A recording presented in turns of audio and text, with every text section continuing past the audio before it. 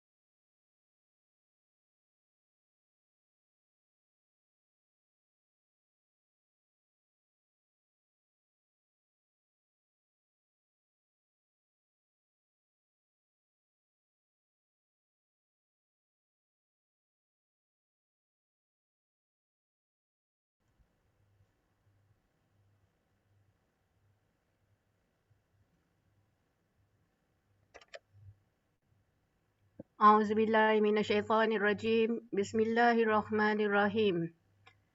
Welcome back to the series of Halal International Conference for Day 5, and a warm welcome to everybody, to participants from all over the world, as well as to our distinguished speakers.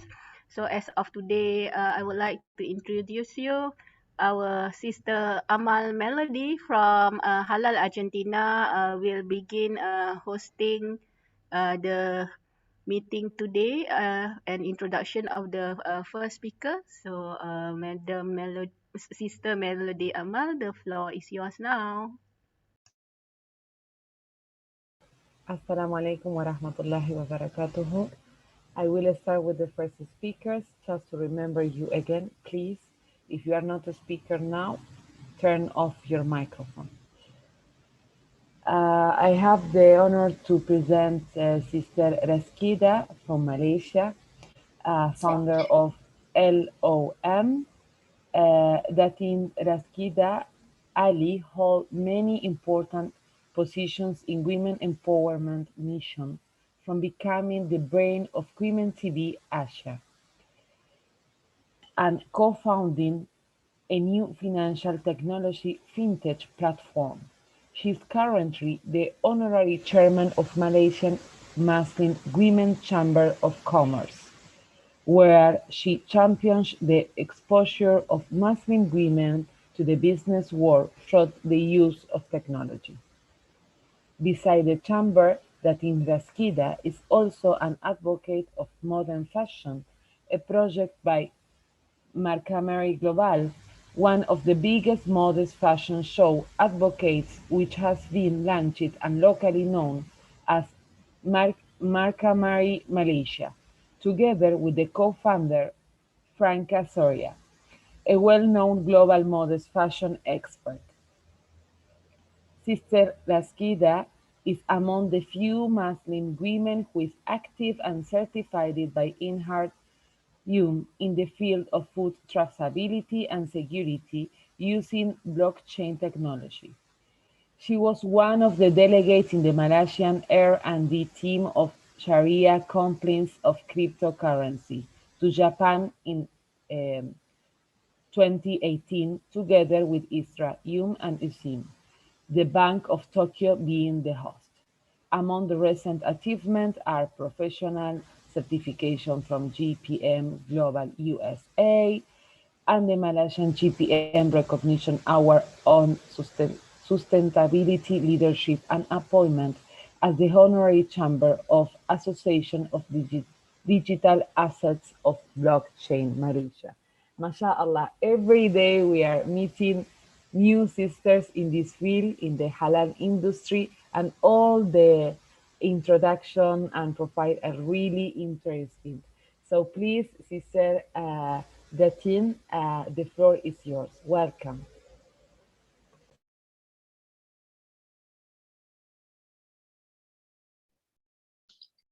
Assalamualaikum warahmatullahi wabarakatuh. And thank you all, women. We are women of the world. Or is there any men here? Okay, yeah, men of the world. Okay. Well, I thank the organizer for inviting me, and I believe I was also in this particular conference like a few months back during the MCO or during the COVID restrictions. And I'm here again to actually to share how I advocate or how I found a certain a brand which I can link to women and also in a way Sharia compliance. And that is actually, of course, my product, the LOM, which you may be wondering what is the LOM. LOM is actually links of Malaysia. How this particular piece of jewelry actually links us together. How we work together to achieve this year's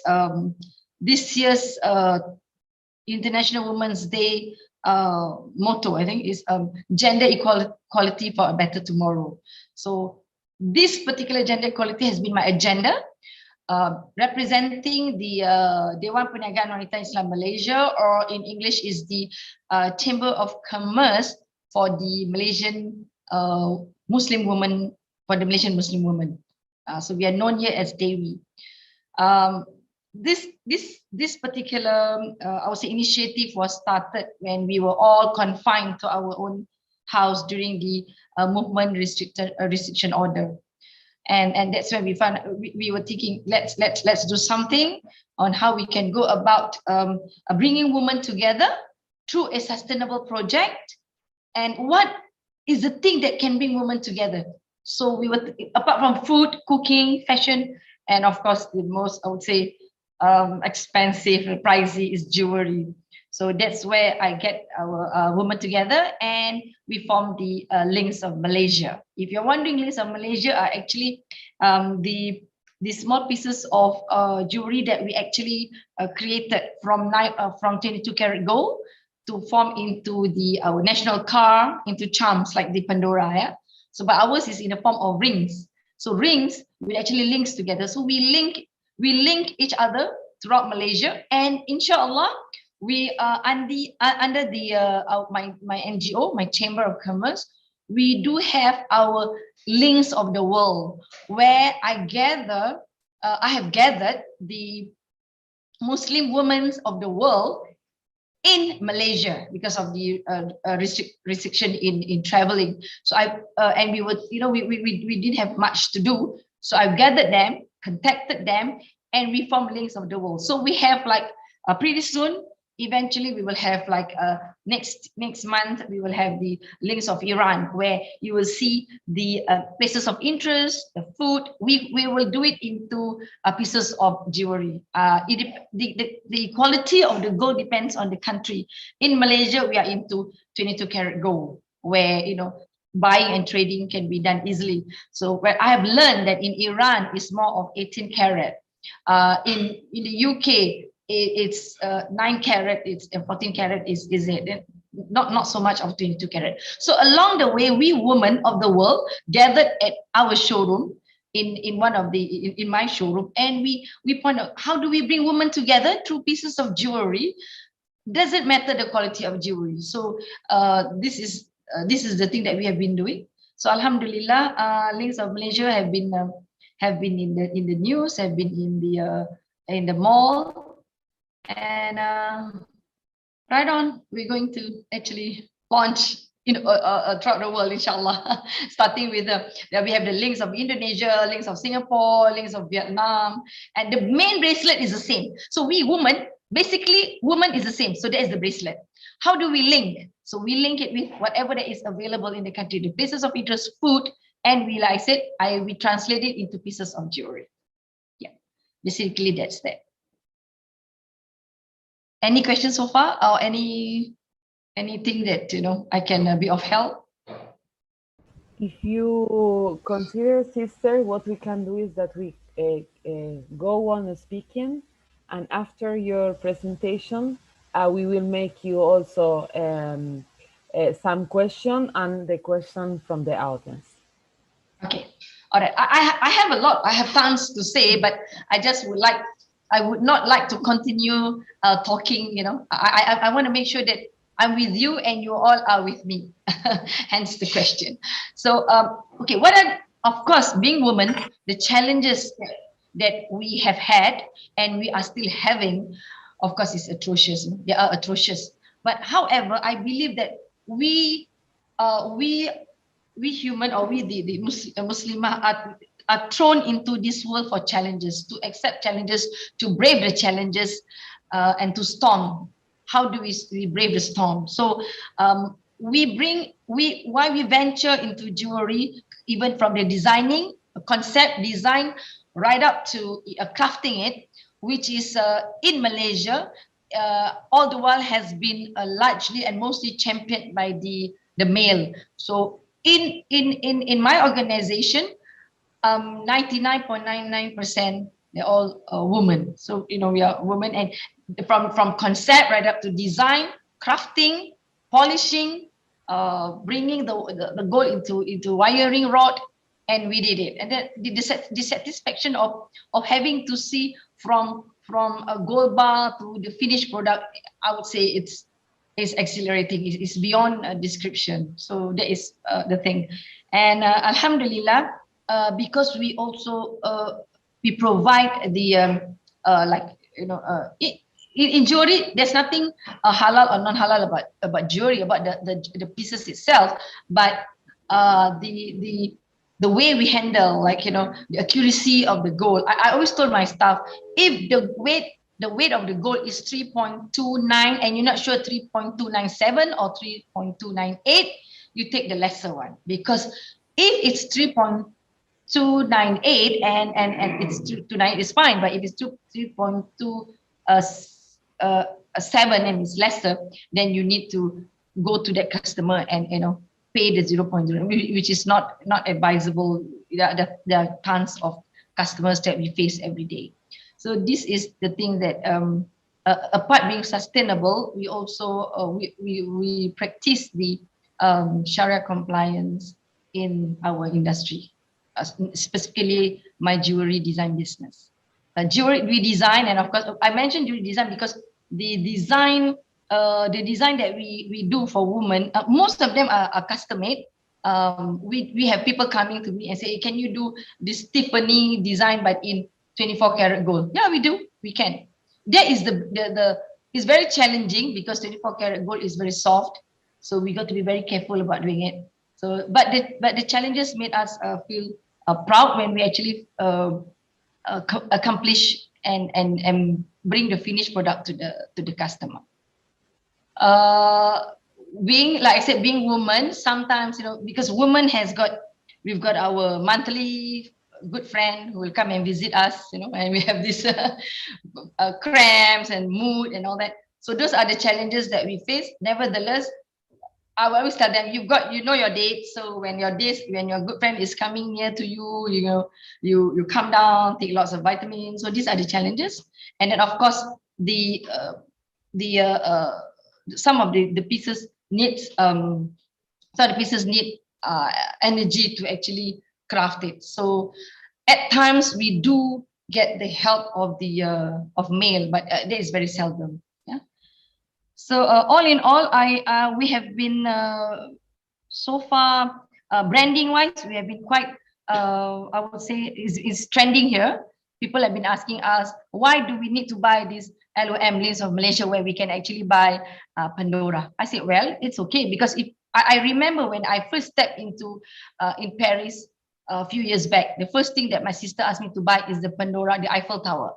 So why not we create the same thing? When people step into Malaysia or going out of Malaysia, they might want to buy the KL Tower, or they want to buy the national car, the X70, or they might want to buy the our national, our not national, but our local fruit durian in the form of charms, or the charms of a bracelet. So and I also remember during the movement control order, we have got like someone from Bangladesh who actually told me, I want to go back to my own country, but I need something from Malaysia, but I want something in gold. And at that time we were restricted. The offices cannot be open, and a lot of restriction. However, we designed a very simple charms, and then we just engraved like I love Malaysia, and they were so happy to bring like 1.5 gram of the charms to bring back to Bangladesh as a souvenir. So these are the things that we've actually done. So even during the pandemic movement restriction order, we managed to actually, I would say the sales were better because of the jewelry shops most of the jewelry shops were closed. So our sales were better when after the pandemic, when the shops are open, there was a little bit of a dip in of the sales when the shops are actually open.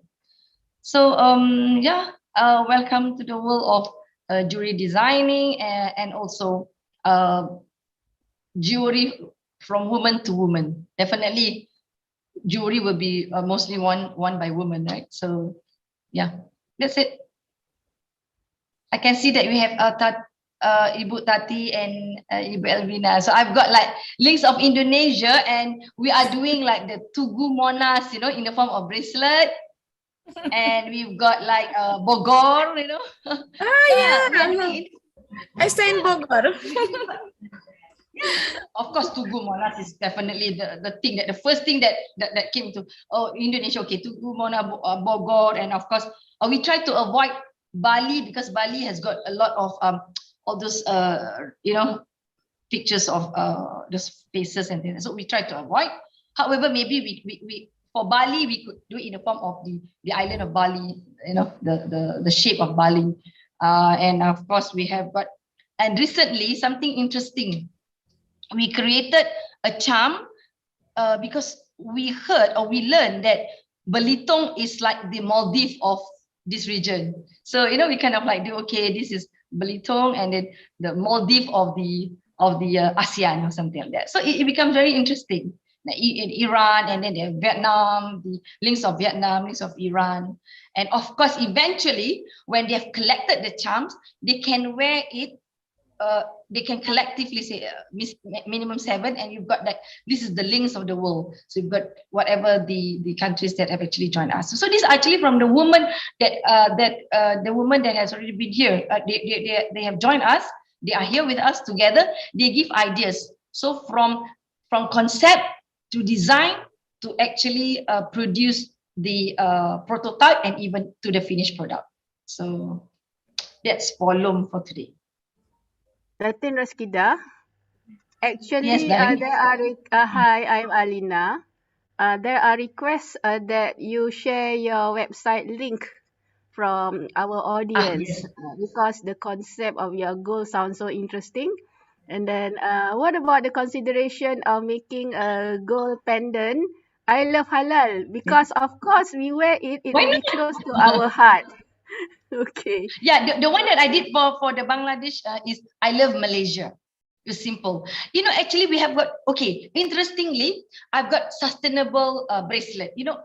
Can anyone guess what is sustainable bracelet? Okay, I know it's going to be difficult. Okay, many a times we have got this issue where, okay, I'm a size 16. So I walk into a shop, I said, I like this bracelet and my size is size 16. However, we've only got like size 17.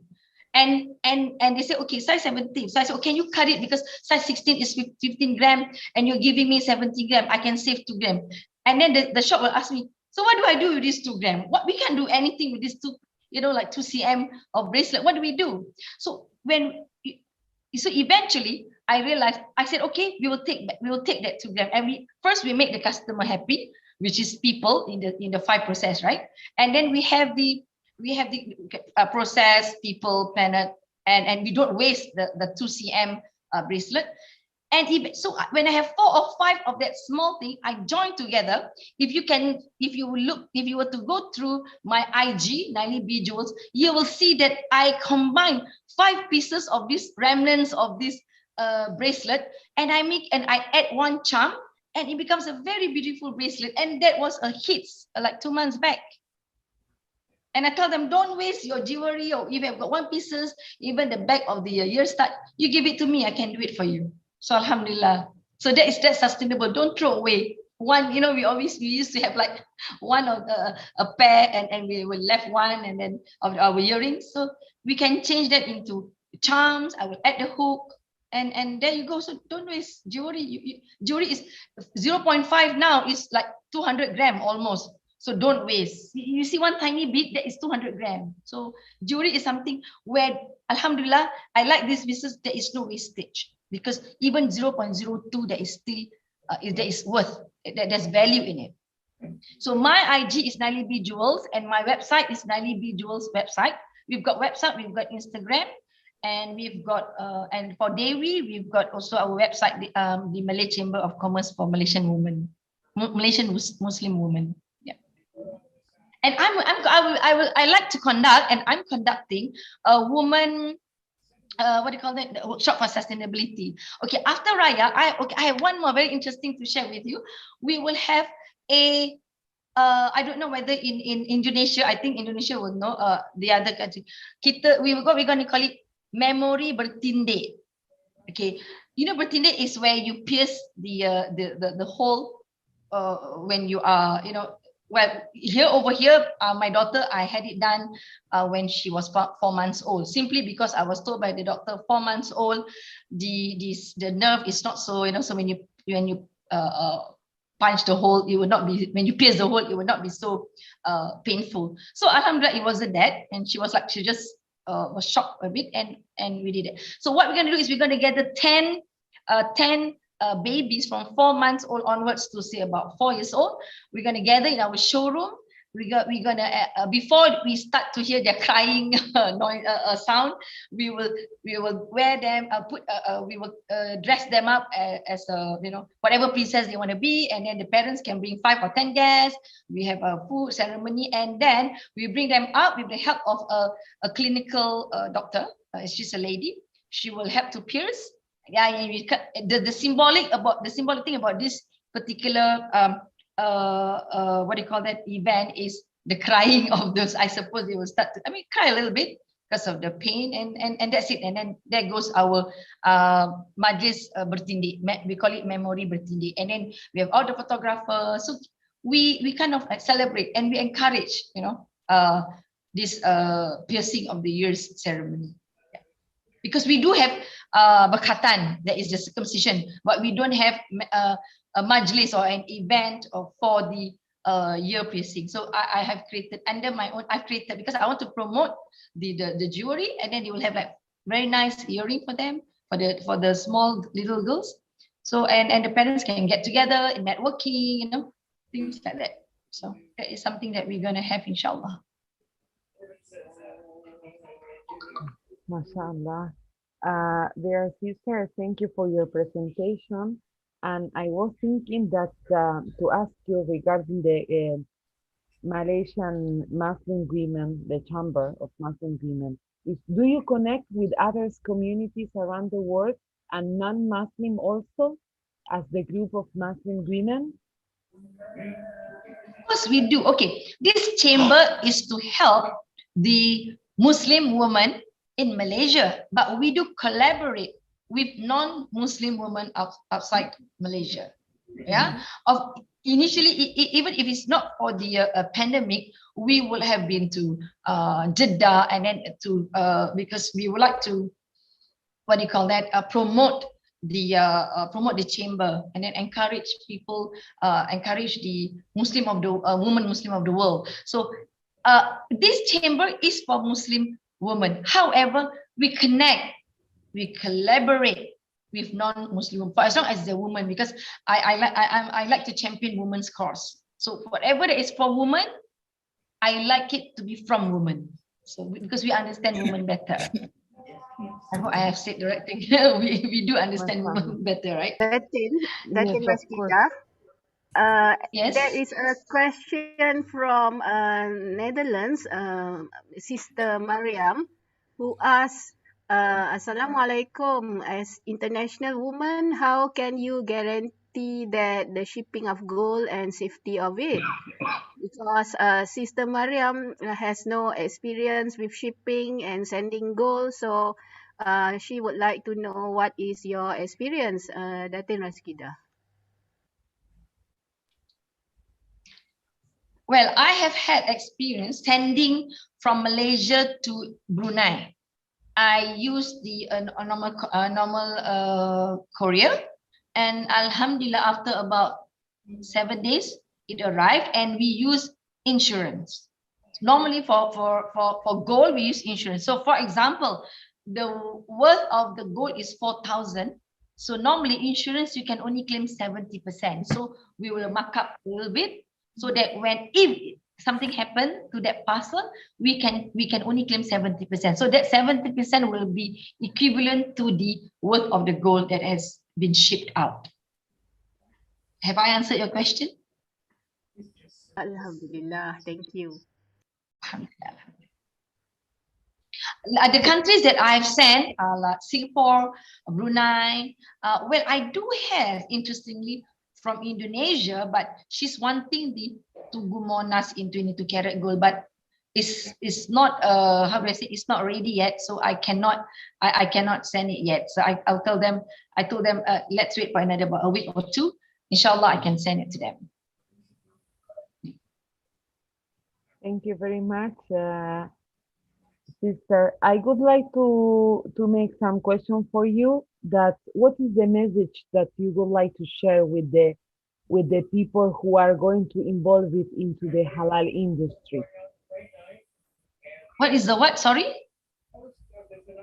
If you have any share or any message to give to the to whom like to be involved with or start a new project within the halal industry. Okay. Halal industry, halal is just not about I think it's not about just the food, is the compliance. And then if you come from the, you see, we've got this, if it's services, for example, the hotel industry, then you have got the Muslim friendly hotel, and then of course food, we have the halal, and then practices, we have the Sharia compliance. The only thing is do the right thing, if you are being audited, do the right thing. Do not, because if you cheat on the process, and if you don't go through the process, because going through the audit and going to be audited is a very tedious process, especially if it involves traceability, it involves integrity. So if you want to be in the industry, in the halal industry, just do the right thing. If you do the right thing within the Sharia compliance, I think the whole thread of the traceability, or the thread of this halal, will be very halal, I suppose. So inshallah. I've been there, done that, doing this halal executive training and all that is a very tedious process, to actually wanting to do things really Sharia compliance, wanting to be the best Muslim hotel practices is very challenging. But if you do the right thing within the context, inshallah, you are there. Datin Raskida, what do you think about products from gold? Okay, it may be jewelry for ladies, but it may not necessarily be jewelry, but for everybody, which can be created, new gold product development that is Sharia compliant, and also uh, promote the sunnah of Rasulullah sallallahu alaihi wasallam. So we can make it like trending, okay? So at the same time, popularize gold, and at the same time popularize also the concept of sunnah. So we will love to hear from your viewpoint. Okay, actually, I have for men. I mean, I have got customers, clients who actually, for wedding especially, men, of course, I would do their rings in silver, right? Which is understandable. Very seldom in the 9 carat, but I feel safer doing it in silver. And for women, of course, from 9 carat to 24 carat, it's fine. But to generalize, like, okay, this jewelry can be for men and women, definitely cannot, because as you know, jewelry is not so encouraged to men. However, there is a provision where you can actually use silver if you must put on the wedding band, or you must put on some buckle. Yeah, we can do it in silver. But the safer version, which is acceptable, I would say the 22 carat, because 24 carat is too soft. But the Chinese, I've got orders from Beijing wanting to order my LOM, the links of Malaysia, in 24 carat gold. It's very challenging to do because not 24 karat gold is very soft. So it's challenging, and I will have to charge a higher workmanship due to the process. But if you were to do it in 916, which is the 20 karat gold, it is acceptable worldwide because of the high content percentage of gold, and we can do it in the form of like what you said, in the form of charms, where everybody can have it. Not maybe, if not I love halal, maybe halal something, I can think of something. And these days people like jewelry not for its jewelry, but for its intrinsic values, for its something or something like what they call that, value, where you, as you know now, what was a 1 gram of few months back is already is 1.5 gram of now, because of the hike in price of jewelry. So if we can, like, everybody will have to, if everybody to keep this charm, like links of the world, or whatever, at least everybody can have it, but it's in the form of gold. However, if it's in the form of 916, for the men, it can be their investment. They can keep the gold, it's just that they cannot put on, or they cannot wear. So that is something where I think universally everybody each can own. Yeah. Datin Raskida, this is the last before we move on to the next speaker. A gentleman named Sir Muhammad Sukti from Singapore, a member of Singapore Malay Chamber of Commerce and Industry, definitely wants to follow up with you with their Singaporean Women Devi Group. So he is asking you how to connect. And then another thing is, after you leave this online to make way for other speakers, please, in our presenters WhatsApp group, there are so many waiting for all your links. Okay, I am not sure, uncountable whatever links. So if you paste it at our organizers group, I will copy paste, and then so that all our participants have an online souvenir of networking to take home with. Okay, Datin Raskida. I just read one comment. Men can give the gold to we can give the gold to the woman humanities, of course. It's interesting. And my jewelry, you can actually change. See, okay, one of the sustainable jewelry that I have. Okay, this is the dilemma of Muslim women in Malaysia. I want to share also. More often than not, I have a customer who walks into my shop and says, okay, I have a problem. I am quite big size. I have to put on this kind of, wear this scarf. So I need to have a 90 cm or 90 cm or 90 cm chain. And I look at her, you are 10 cm short of 1 meter, And I said, why do you need a 90 cm? Yeah, because if I were to put it on with my diamond pendant, if it's 70 cm, 60 cm, I cannot show my diamond pendant. And then I put it on to her and she put it on. And her scarf actually covered the 90 cm. What she can see is just the diamond pendant. So that 90 cm worth of that 90 cm chain is worth like easily 10,000 ringgit. So I tried to solve this issue by having a shorter chain, and then I have a clip where you can clip underneath the scarf, and not having to have 90 cm, probably like 15 cm, and then you can still on the outside you can still say, yeah, you have that pendant, you have that diamond pendant. So you'll be seen as a chain which is being actually clipped. Yeah. All right. So that is it. Yeah. So that is one of the sustainable product that I have in the form of jewelry. Okay, I've got that. Thank you very much. Yep.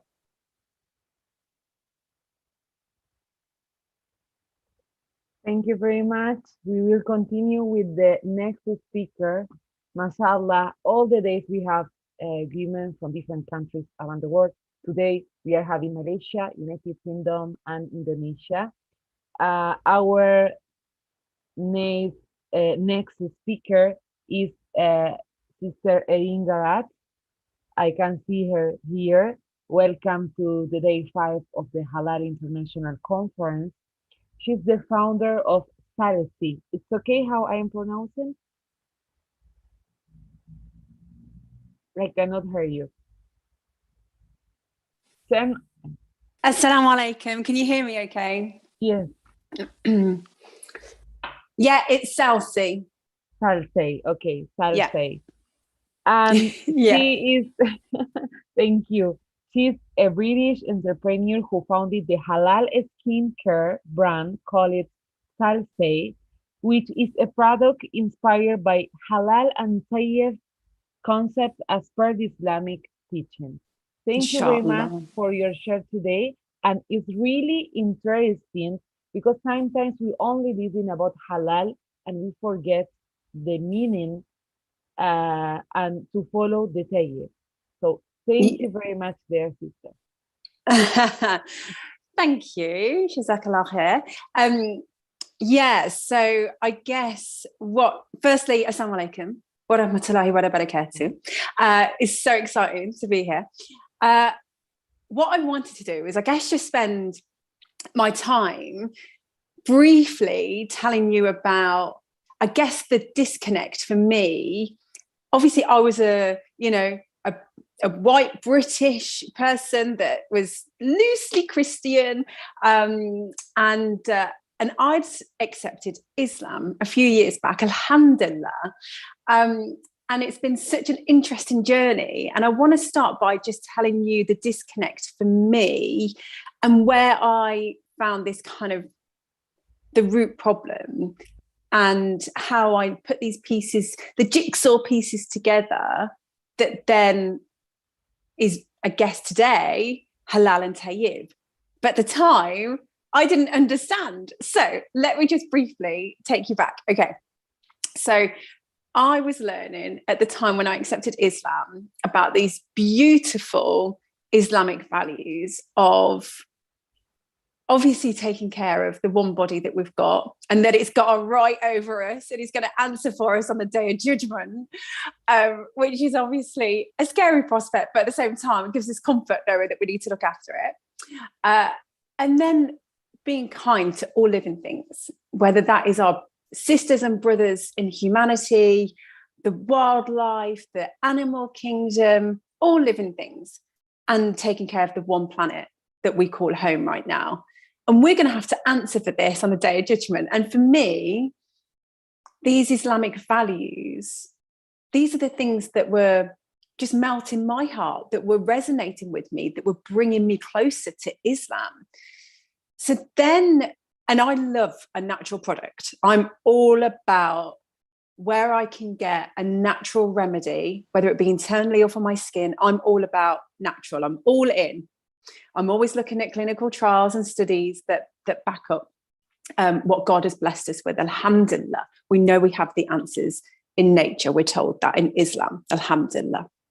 So at the time, I'm using, obviously I've reverted to Islam, alhamdulillah, I'm using natural products, some even halal and natural products.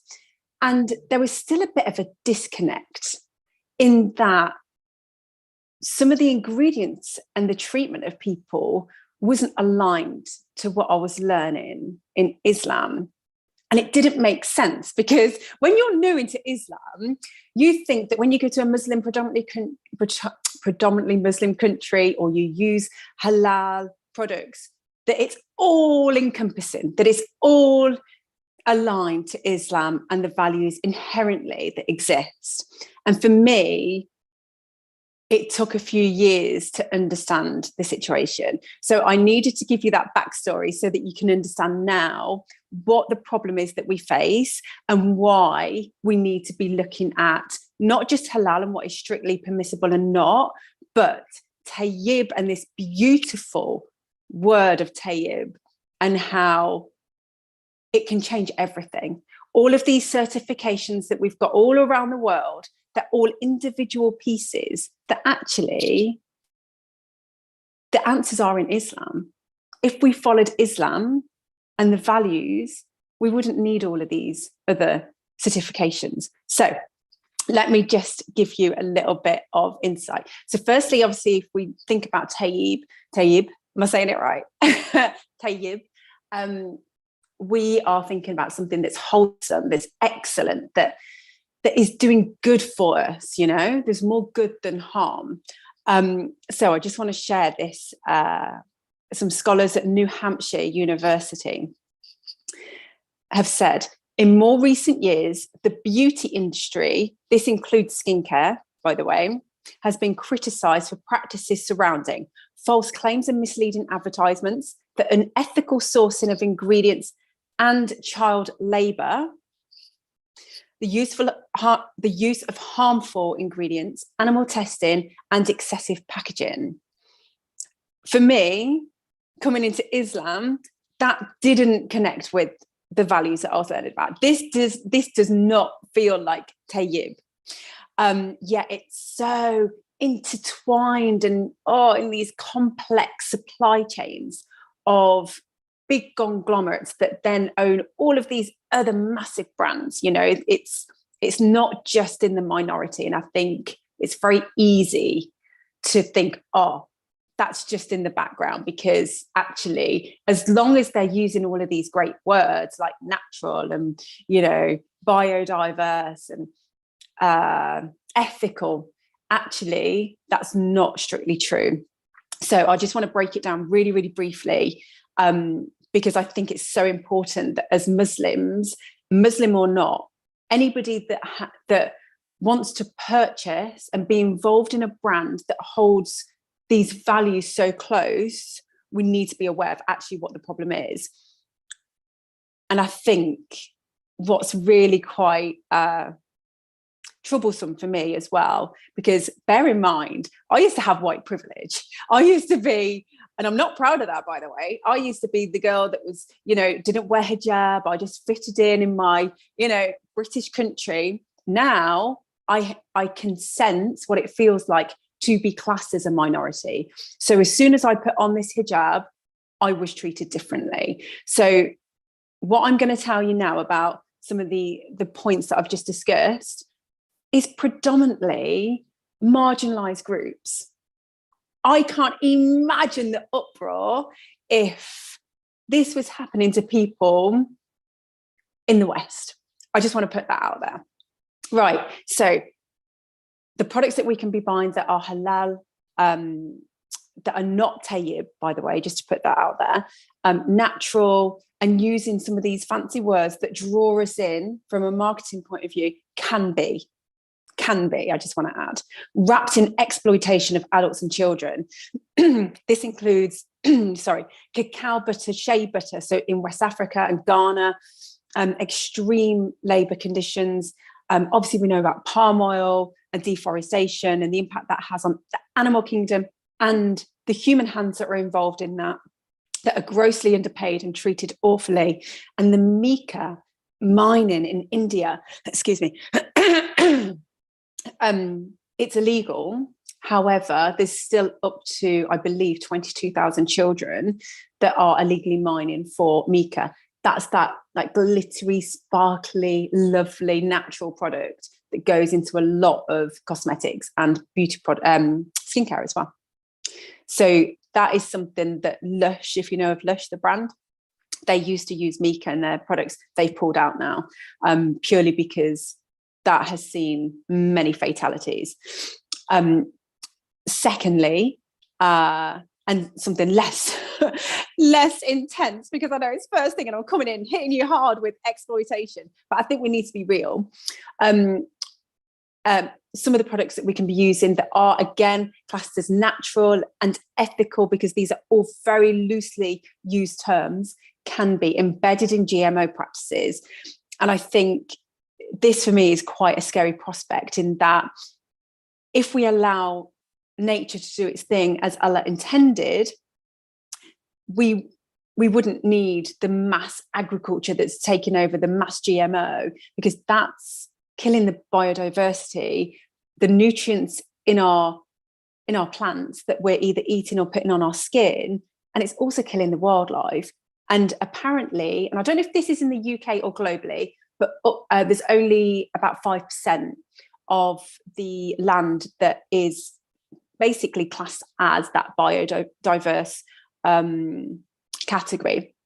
So that can be really harmful to the people who are consuming it, putting it on our skin. Remember, some of the ingredients that we put on our skin enters our bloodstream and can affect things internally, including hormone disruptors and things like that. It's a re-engineered DNA, so it's not actually recognized from its original state, and it actually affects like the local farmers, local communities, because it gets into the water, and it's just a horrible, horrible situation, and that is taken over on a mass scale. Thirdly, that and this is the really interesting part for me, that if you buy something that is vegan or cruelty free, that doesn't necessarily mean it doesn't have harmful synthetics with toxins in that are damaging your skin and could potentially be getting in your bloodstream. And it doesn't mean that it's the fair treatment of people. It means cruelty free from an animal testing perspective. It can still very much be predominantly synthetics. And also, did you know that a natural product, so, for it to be marketed natural, and I think the massive conglomerates jump on this. I know there's a lot of smaller brands that, kudos, hats off to them, because they're keeping it real and true to their values. But there's a lot of marketing and very misleading claims around natural. You only need 1% of a natural ingredient in your formulation to market it as natural. The rest doesn't need to be, which is pretty shocking, really. And then lastly, all of that and plastic. Oh my gosh, plastic is, in the grand scheme of things, looking at those other points, you'd think, well, actually, yes, that deserves to come last. And it probably does. But I think we need to be really, really conscious of what we're using if we're selling a product, because the more we sell and the more successful we become, the more we're putting these products out there. And whether it's single use or, it's going to have a life and it's recycled, it's still going to end in landfill. That's not us protecting the planet. So I think it's on us to really be aware of how we're packaging things. And I've needed to massively reduce the amount of products that I have available to put it in like a mirror glass jar. Can you see? They're not cheap. They're really expensive. And it's not perfect because it still has a little plastic lid. Ideally, that will be something that is sustainable going forward as soon as I launch, and can actually, invest in the caps that are more sustainable. But I could have gone with a much cheaper option that would allow me to get a lot more products had I have gone for the more convenient plastic option. So that's the problem. And for me, as you can see, I'm quite passionate about it because it wasn't aligned. I was learning about Islam and how I was trying to treat people kindly and being, kind and giving and all the beautiful things that come with Islam. And yet I was seeing all of these other things that are taking place that exist, that are systemic. And I think we need a solution. And that I learn't was Tayyib. So let me tell you about the years. It's taken me 4 years to get to this point, by the way. I only launched last night, Southie, last night. So it's gone live. Alhamdulillah. May Allah place immense barakah in it and let my intentions always be good. Ameen. So the brand the ingredients are either from certified organic farms or non-GMO and 100% fair trade ingredients. Like that had to be the minimum. Excuse me, I've got a little cough. The exciting part for me was, there's two things. I'll share the other one with you in a sec. I get to work with farms like Zaytun in Palestine to source our olive oil in the skincare products. And how incredible is that?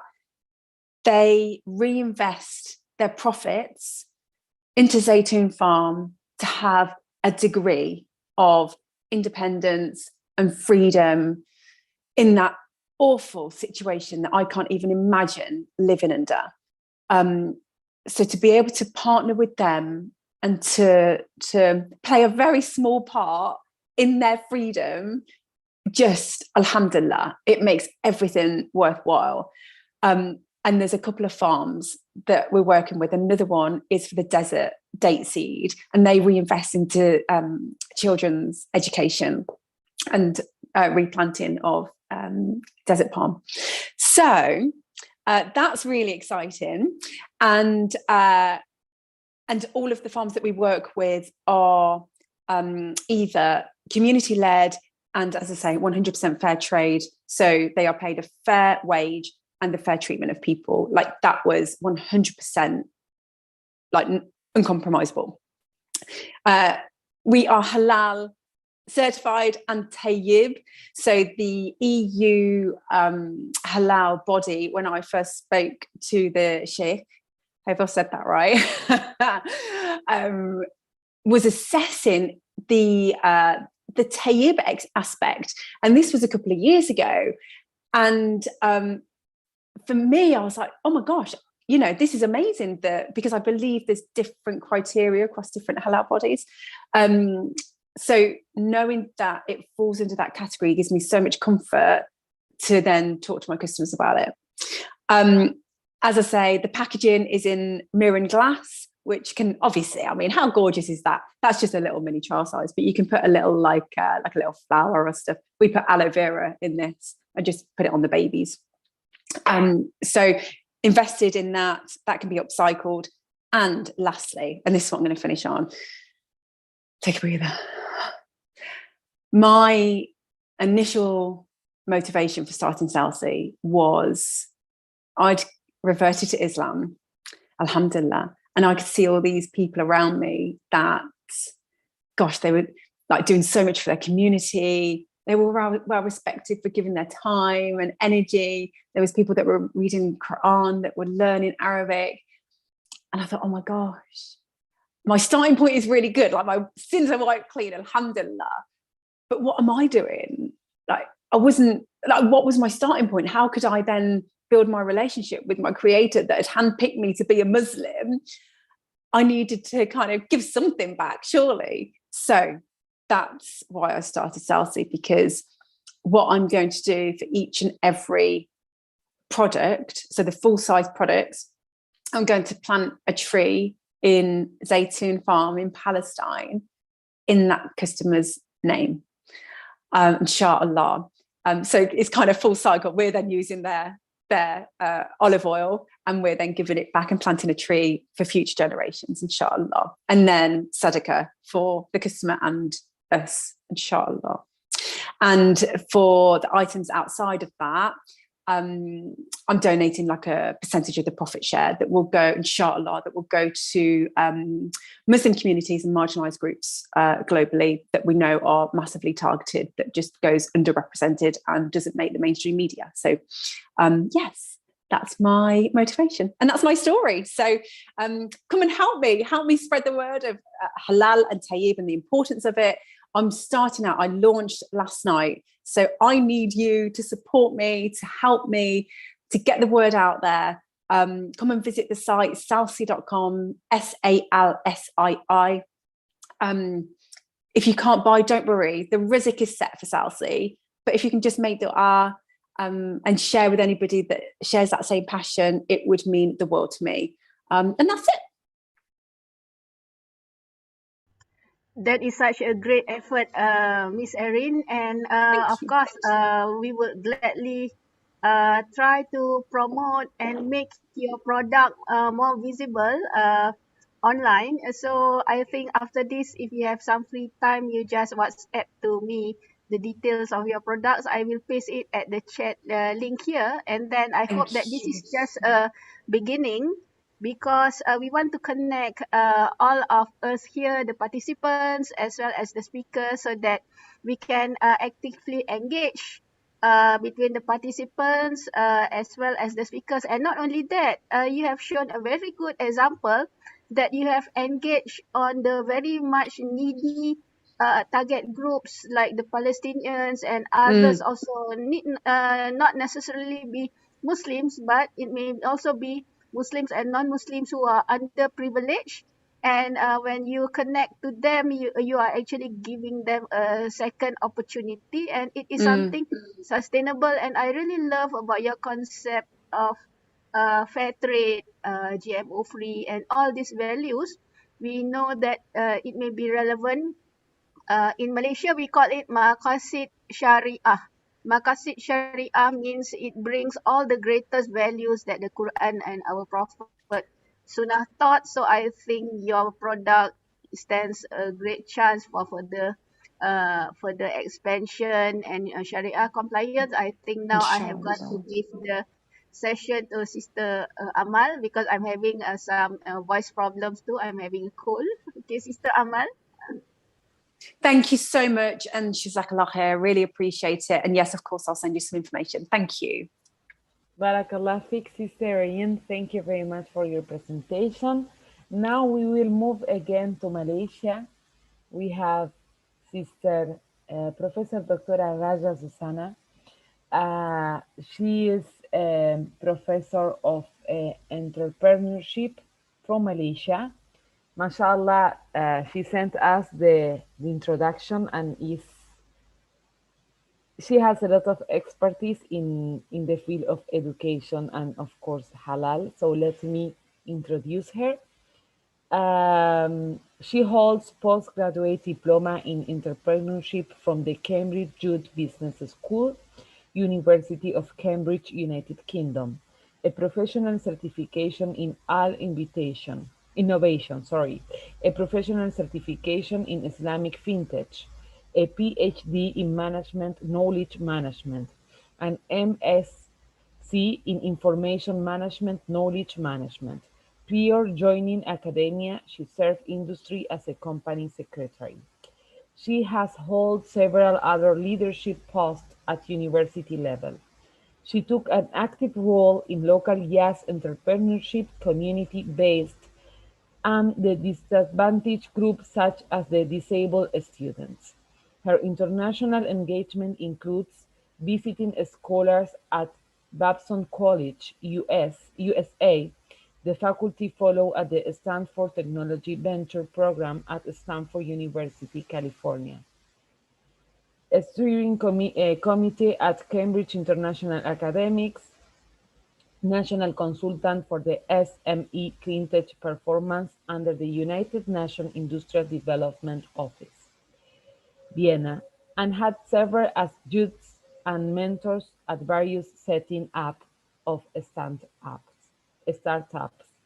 Raja Susana is currently the founding director for Al4 Non-All program, creating all systempreneur, a standard mentoring and coaching program for graduates for all and entrepreneurship in Malaysia. She's widely recognized as a thought leader on issues on jazz and startup and social innovation and social entrepreneurship. Her main focus of work is on all entrepreneurship, social innovation capacity, and social impact evaluation. Raja Susana has spoken widely on these topics in both local and Commonwealth countries. She has more than 20 years of experience in a startup nation and is in charge of coordinating the bottom 200 YAS standard up programs at major universities.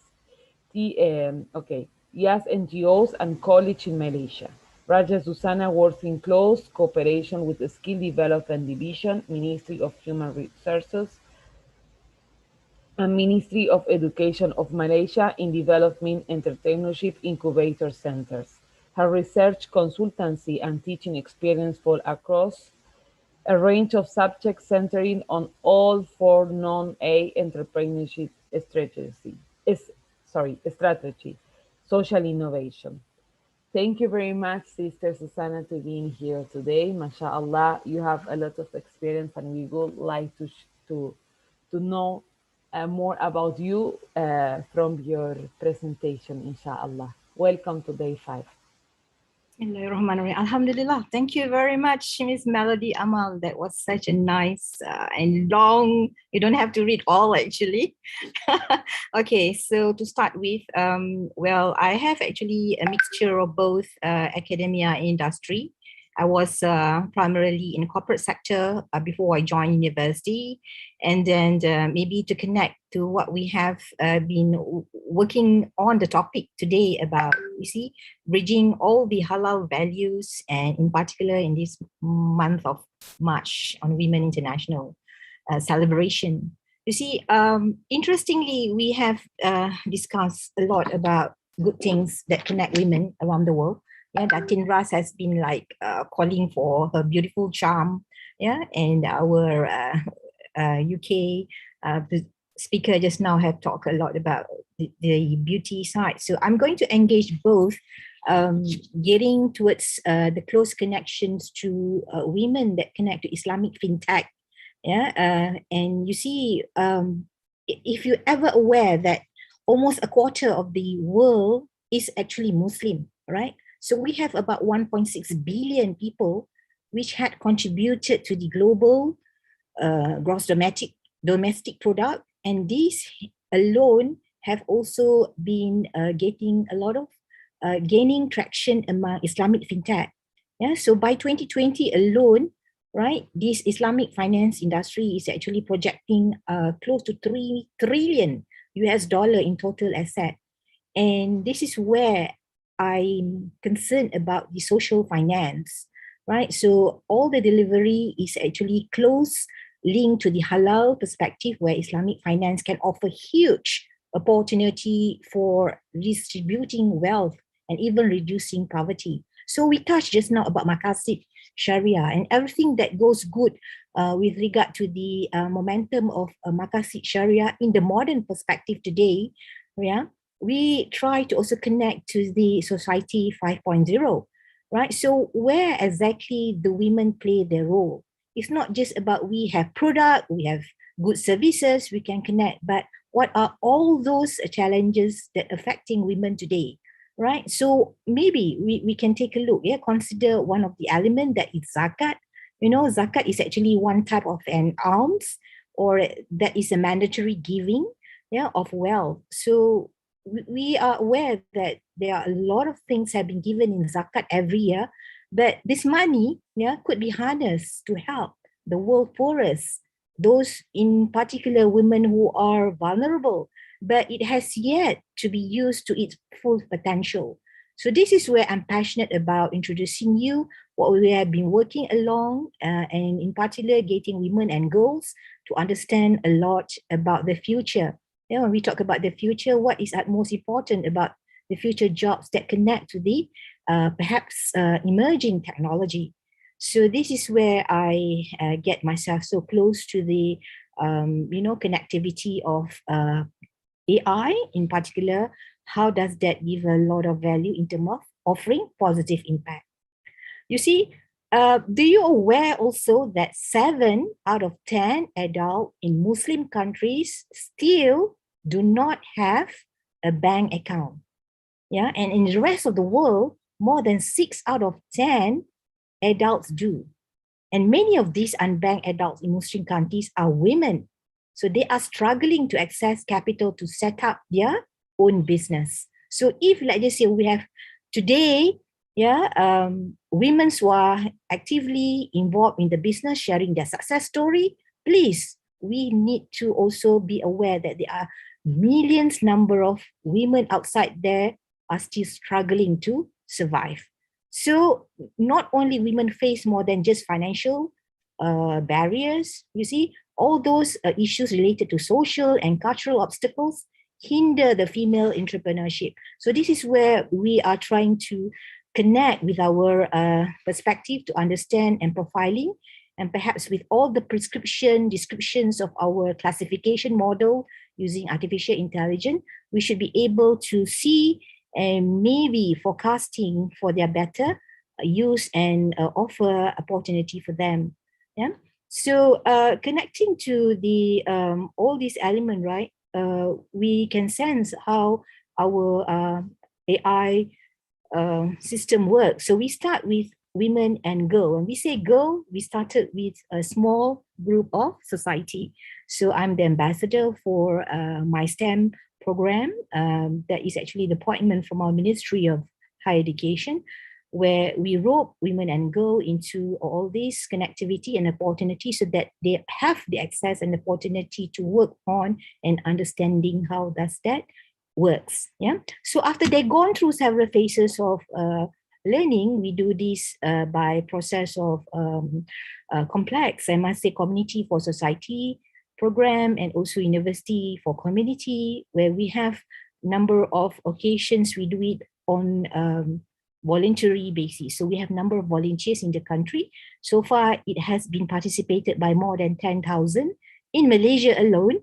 And we have global ambassador program connecting. I think one of our leader is in Palestine, which have a number of great contributions with young people in the world. And so that goes along more than 20,000 who have been like enrolling into the program. So here, ethically, what we wish to work along is actually to make use of the Muslim moral economy and its whatever enormous resources that we have. You see, now fintech is a fast growing platform of what do we call an innovative system, which aim to all is actually helping and making a better choice for the user. So in this process, we also inviting NGOs and non-governmental organizations who may have a lot of access and expertise to be part of our core team and player, and a number of successful initiatives. I think we have been delivering a great impact. Yeah. So working along in number of this agenda, I've also been serving the national counterpart in terms of molding the module here for TVET, that is connected to the element of entrepreneurship, and that has helped to create number of accelerator and startup program, and it has also create new ways of business, because if they are able to go beyond finance issue to tackle social and cultural constraints, on having female empowerment, their model will bring what we call as greater transparency. Yeah, because here we can connect with a lot of other opportunity and making our nation's young people to understand further how technology can shape their life. Yeah, I'm a mother of 5, right? So I'm concerned about today. Younger people, they so connected to the gadget, right? They spend most of the time playing games. So this is the thing that actually triggered me to bring about, why can't they just sit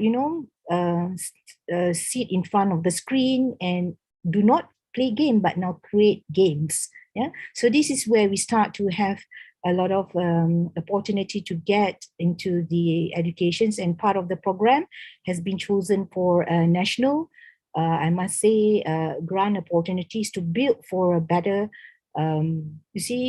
venture process. And we have been also invited from industry to match, yeah, with their needs, and working along with a number of interesting, I must say, that connect to the fintech itself.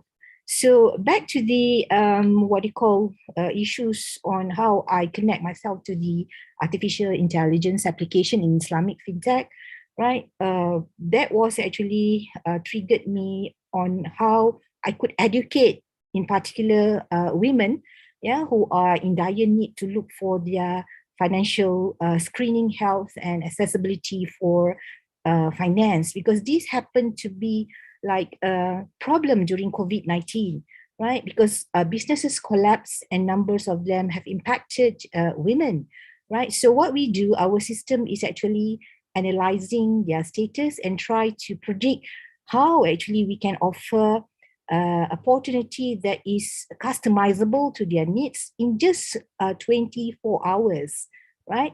So we also help to educate them with our robo-advisory services, which actually offering a smart financial planning. And then that particular tool helps them to understand further how they can shape with their current capacity, and they can move about, explaining how they can use the platform better. So in the aspect of education, that has formed part of the integrated online platform. They can help to study selected topics on Islamic finance, and it is actually user friendly, because we are not like Google. You see, everybody knows Google, you can do keyword search, but in our platform, we use semantic relationship that all connect to the element of Sharia values, because when you talk about understanding the impact of the Sharia, you need to understand a lot of complexity inside, you see, the regulatory sides, and how that comply to nature of business that you have, right? So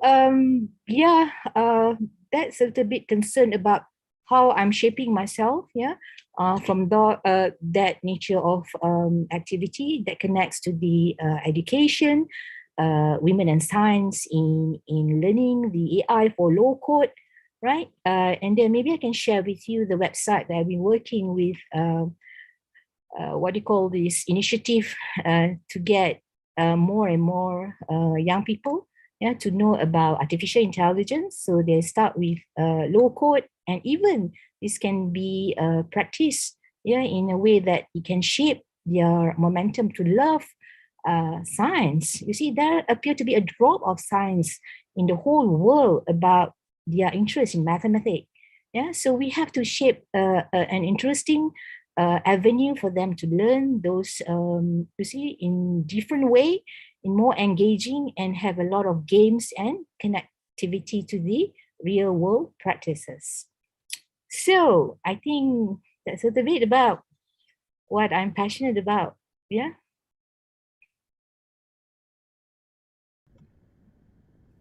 Thank you very much, dear sister, for your presentation. Let me know, please, if you still have time to make you some question, because we know that Maghrib is coming soon in Malaysia. Yeah, we still have sort of like 10 more minutes, inshallah. Okay.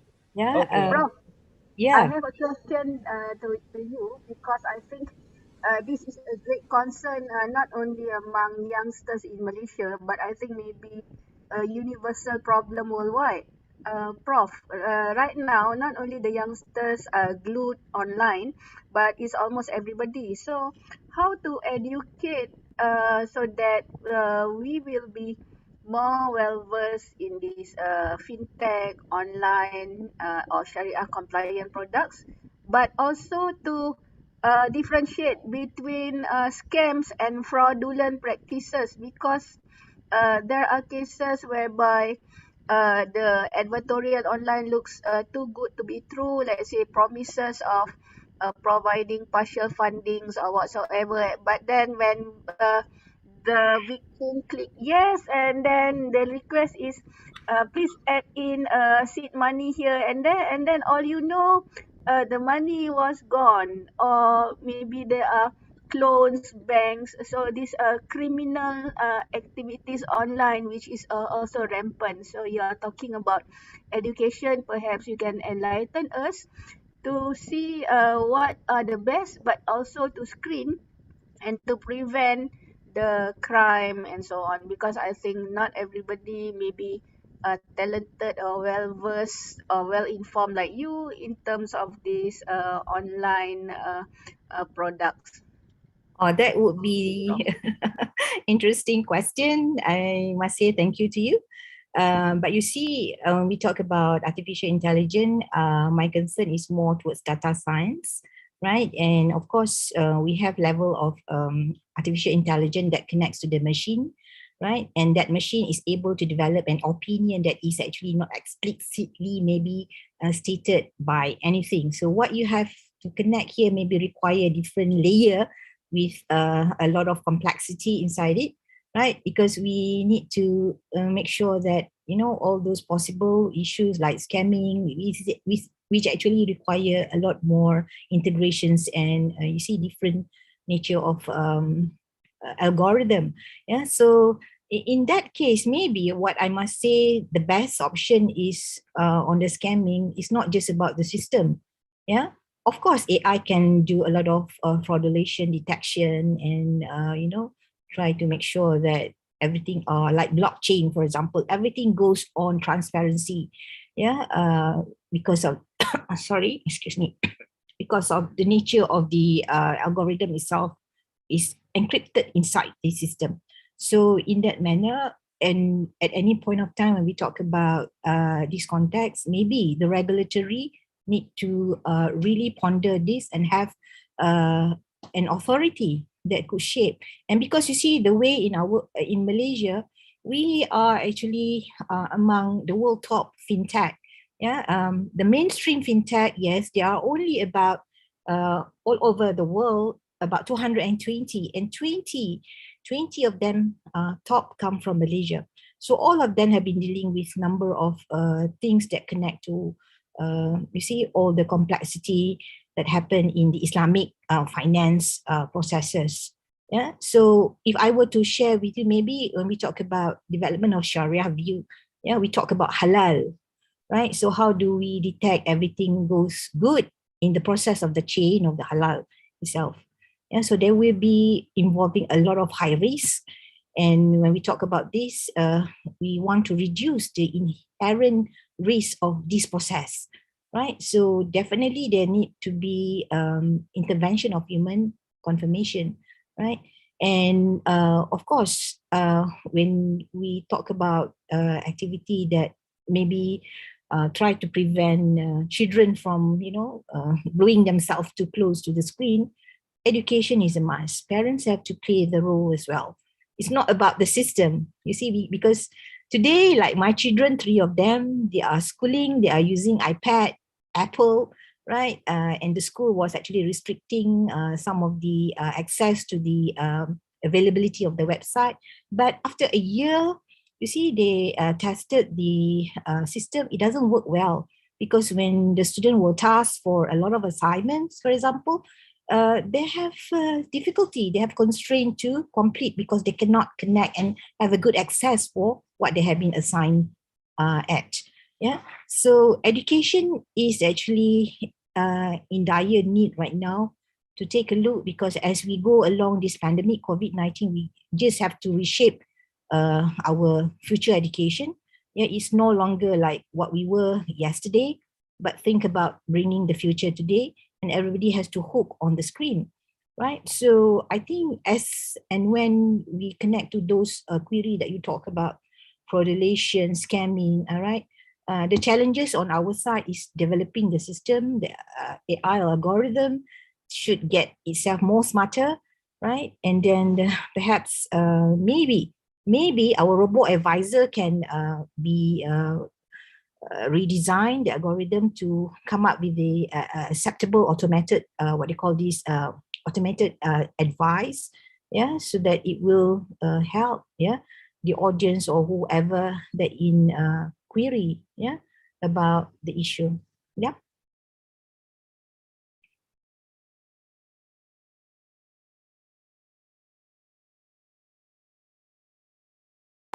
Let us continue with the speaker number 5 for today. Thank you to this Yeah, thank you very much. such amazing presentation, and how important is to talk and to share and talk about yes education, and also in the halal field, of course. It's not only about women, it's also about yes, about students, about education. Thank you very much for your amazing presentation, mashallah. My pleasure. Okay, well, now from Malaysia, we will come back to United Kingdom. As we mentioned it before, we have speakers from all over the world, mashallah. So now we will continue with Sister Sumaya Hamdi, that I had the opportunity to meet her last year in the Halal conference in Istanbul, and it was a really nice experience because we were networking different brothers and sisters from around the world and regarding the halal field.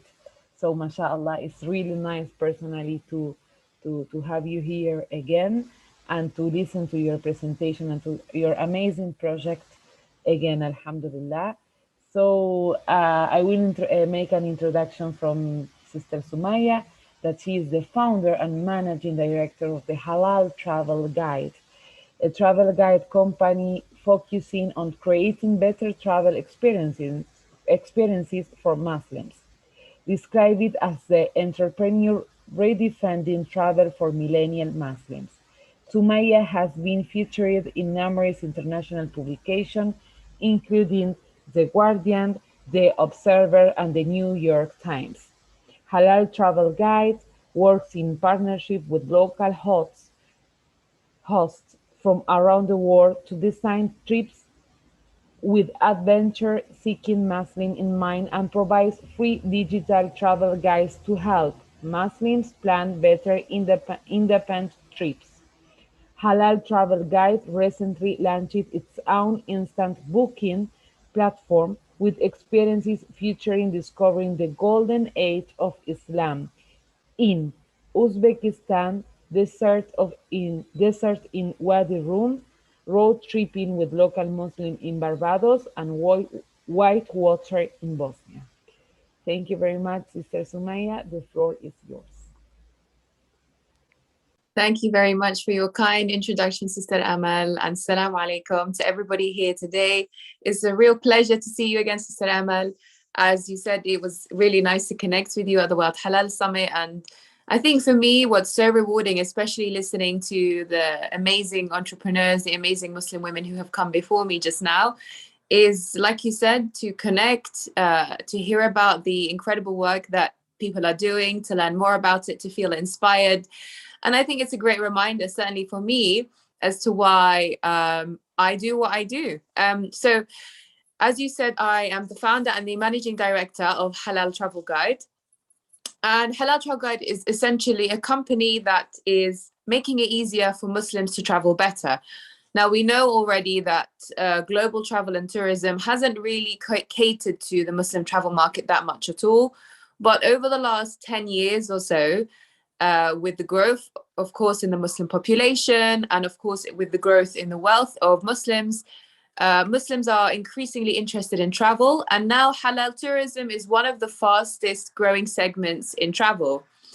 So you can imagine my surprise when in 2015, and this was before I had set up Halal Travel Guide, and this is the story of why I set it up. So in 2015, me and my husband, we had our daughter was 4 months old at the time. We decided we wanted to fly to Singapore, and then from Singapore we would drive across the border from Johor Bahru, go into Malaysia basically, and to do a road trip. And it was while we were doing this experience, we were still quite young. We didn't really know much about traveling, but we were very excited to be in such a beautiful place as Malaysia. And as we were traveling through, we had so many wonderful experiences. But one of the challenges that we found consistently is because we didn't know someone in Penang, we didn't know someone in Kuala Lumpur, we didn't have like a local to take us around.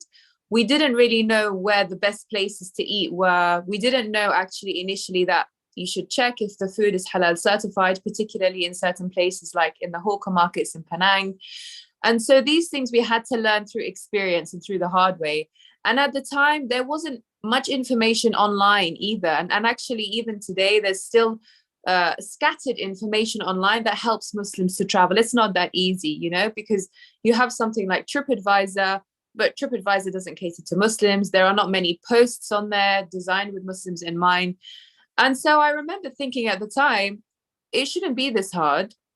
Why don't I share my experiences so that the next person who comes can at least learn from my experience and it's easier for them? And really, that's where the seeds for Halal Travel Guide were planted. So I started travel writing in 2015, sharing my experiences of things that we did in Malaysia and Singapore. We later went on to South Korea and to Japan.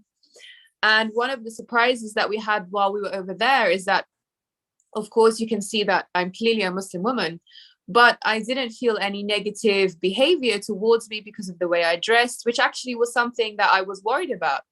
And I thought, actually, if I can share my experience with other Muslims, then they will also feel empowered and encouraged and inspired to go to destinations where not just Muslim majority countries where maybe they feel secure, but to feel like they can go outside of their comfort zone a bit and they can go to a destination and try something completely different and build those bridges and build those connections.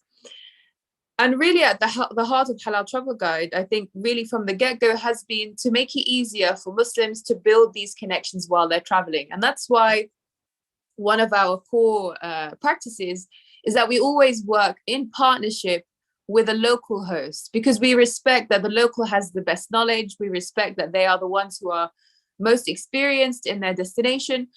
But also we respect that we want to bring a benefit to the local community. And unfortunately, and you may or may not be surprised to hear, but travel and tourism over the last 6 decades or so actually hasn't been that beneficial to the destinations that have become famous tourism hotspots. For example, we know, of course, during the pandemic, popular destinations like Venice, like Bali, like parts of Spain, when usually they would be receiving hundreds of thousands, if not millions of tourists every year. When this completely stopped, the locals realized, actually, you know, we are enjoying not having the stress that the tourists come, they bring with their rubbish, they bring with the impact it has on the environment. They don't necessarily contribute that much to the economy in relation to the harm that is caused. And so coming out of the pandemic, we are seeing a shift definitely in destinations, but also in travelers, in that people are more aware of the impact that they are having when they travel. They are more aware of climate change. They are more aware of sustainability issues, and they are more aware of how can I spend my money so that not only am I having a good time, I'm having a good experience, but I'm also benefiting and empowering a local community. And I think actually even Sister Erin is a great example of this. How can I make sure that when I'm buying my skincare products or my beauty products, I am not causing harm to my body and I'm not causing harm to the people that are involved in the manufacturing and the processing of these products. So there is a rising awareness amongst consumers that it's not enough to say, I don't know where my product has come from. Actually, we are all becoming more aware that we have a responsibility, even if it's just a small one from ourselves personally, that where we put our money says a lot about our values. Now, I firmly believe that halal tourism and the halal travel market has the opportunity to redirect global travel and tourism from being an industry that unfortunately causes a lot of damage to the environment and to local communities, to an industry that can bring benefit to local communities and minimize harm on the environment, and actually going further than minimizing harm, regenerating the environment as well. But to be honest, halal tourism isn't currently doing that so much. What we're seeing really is a lot of copy pasting from standard tourism streams, where we're basically adding a halal stamp onto it. So we're turning, let's say we're having a resort that instead of having non-halal food, instead we're making it all halal food. But we're not looking at it holistically. So unfortunately, it means that there is still a lot of food waste, for example, because as we know, resorts, generally speaking, will have 24-hour buffets, and not all of them have created systems for them to deal with the waste, the huge amounts of waste that come with having such an operation in process.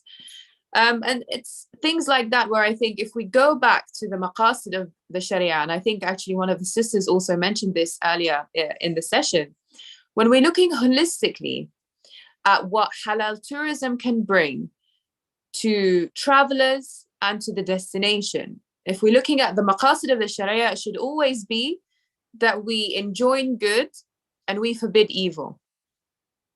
And looking at it like that, essentially what that means is that halal tourism provides us with an opportunity really to benefit the local community, to benefit the economy, to protect and preserve the environment, and at the same time to provide travelers with a higher value experience. And this all sounds good in theory, and maybe you're thinking, well, like, how can this be applied in practice? But we run trips at Halal Travel Guide with these principles in mind. And I'll give you an example of exactly how it can work in practice. Because as I said earlier at the beginning, we always work to find a local host whenever we're hosting a group. So, for example, one of our most popular experiences is our trips to Bosnia. And one of the experiences that we arrange is that the mother of one of our tour guides, she hosts a cookery session with our guests. And she doesn't speak English. Our guests don't speak Bosnian, but she comes and she welcomes them, and she brings these organic homegrown vegetables and shares with our guests the tradition of how to make, for example, traditional Bosnian burek, traditional Bosnian stuffed peppers, and really immerses them into the experience of what it's like to be living in Bosnia. And when they go through that experience and they have that connection with the local, and they have that connection with the local food and the culture, and they really feel part of this community connection, they really feel, and this is the feedback that we get from our guests, is they feel like actually they've gained access to an experience that they wouldn't otherwise have had if they hadn't have had a local host them. If they hadn't had this lady, even though they didn't share a common language, they connected on a deeper level. And what we're seeing is when tourists have a deeper experience on their trip, they are more likely to be more wary of how their visit impacts the destination. They are more likely to want to provide charitable support, for example, by sponsoring tuition fees of orphans, for example, which is what has happened on our trips, by planting trees through their tickets, which again is what happens on our trips. And they are more likely to care about the people of the destination that they are visiting. And so it's with this principle in mind that we have expanded from doing trips to Bosnia to going to Uzbekistan. And actually, inshallah, next week, I will be hosting our first trip to Uzbekistan since the pandemic started. So please keep me in your du'as for that one. But we have expanded to Uzbekistan. We have expanded to Barbados. We have expanded to Jordan and several other destinations. This idea that we can provide travelers with a high value experience where they are connecting with the locals, where, for example, they are connecting with the local Muslim community, because as we know, Muslims are all over the world, not necessarily just in Muslim majority countries. And for example, in Barbados, it's a Caribbean island. It's a very small island geographically, but there's a very active, very well-connected Muslim community there that a lot of people don't know about. And really for us, it's about building these bridges so that once our guest has completed their trip, they feel like not only did they have an amazing holiday, not only did they have an incredible experience, but now they know someone in Barbados, They know what it's like to be Muslim in Barbados or in Bosnia or in Jordan. They know the stories of the community and how they lived and the experiences that they have gone through as Muslims. And for example, in Bosnia, we know that they went through the war, but they've also gone through an incredible recovery.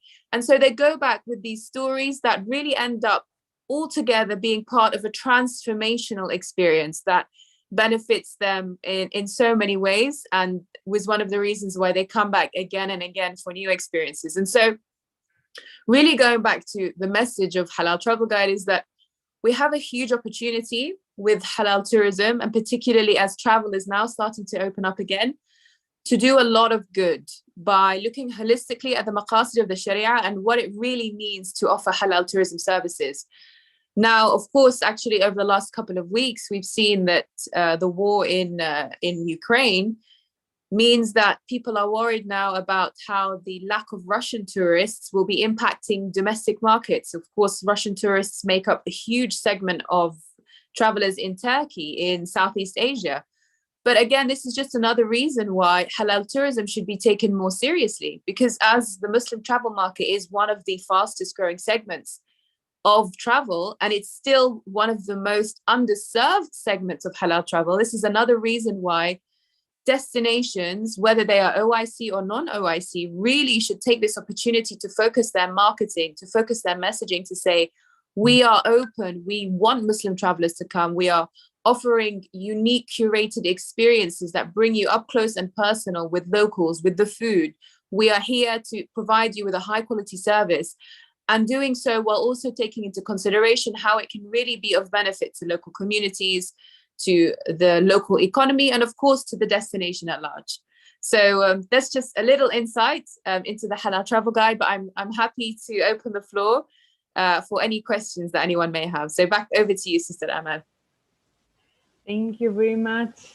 It's really nice to hear from you again, and to understand how many destinations are a halal destination and has a background from the Islamic history that sometimes we forget.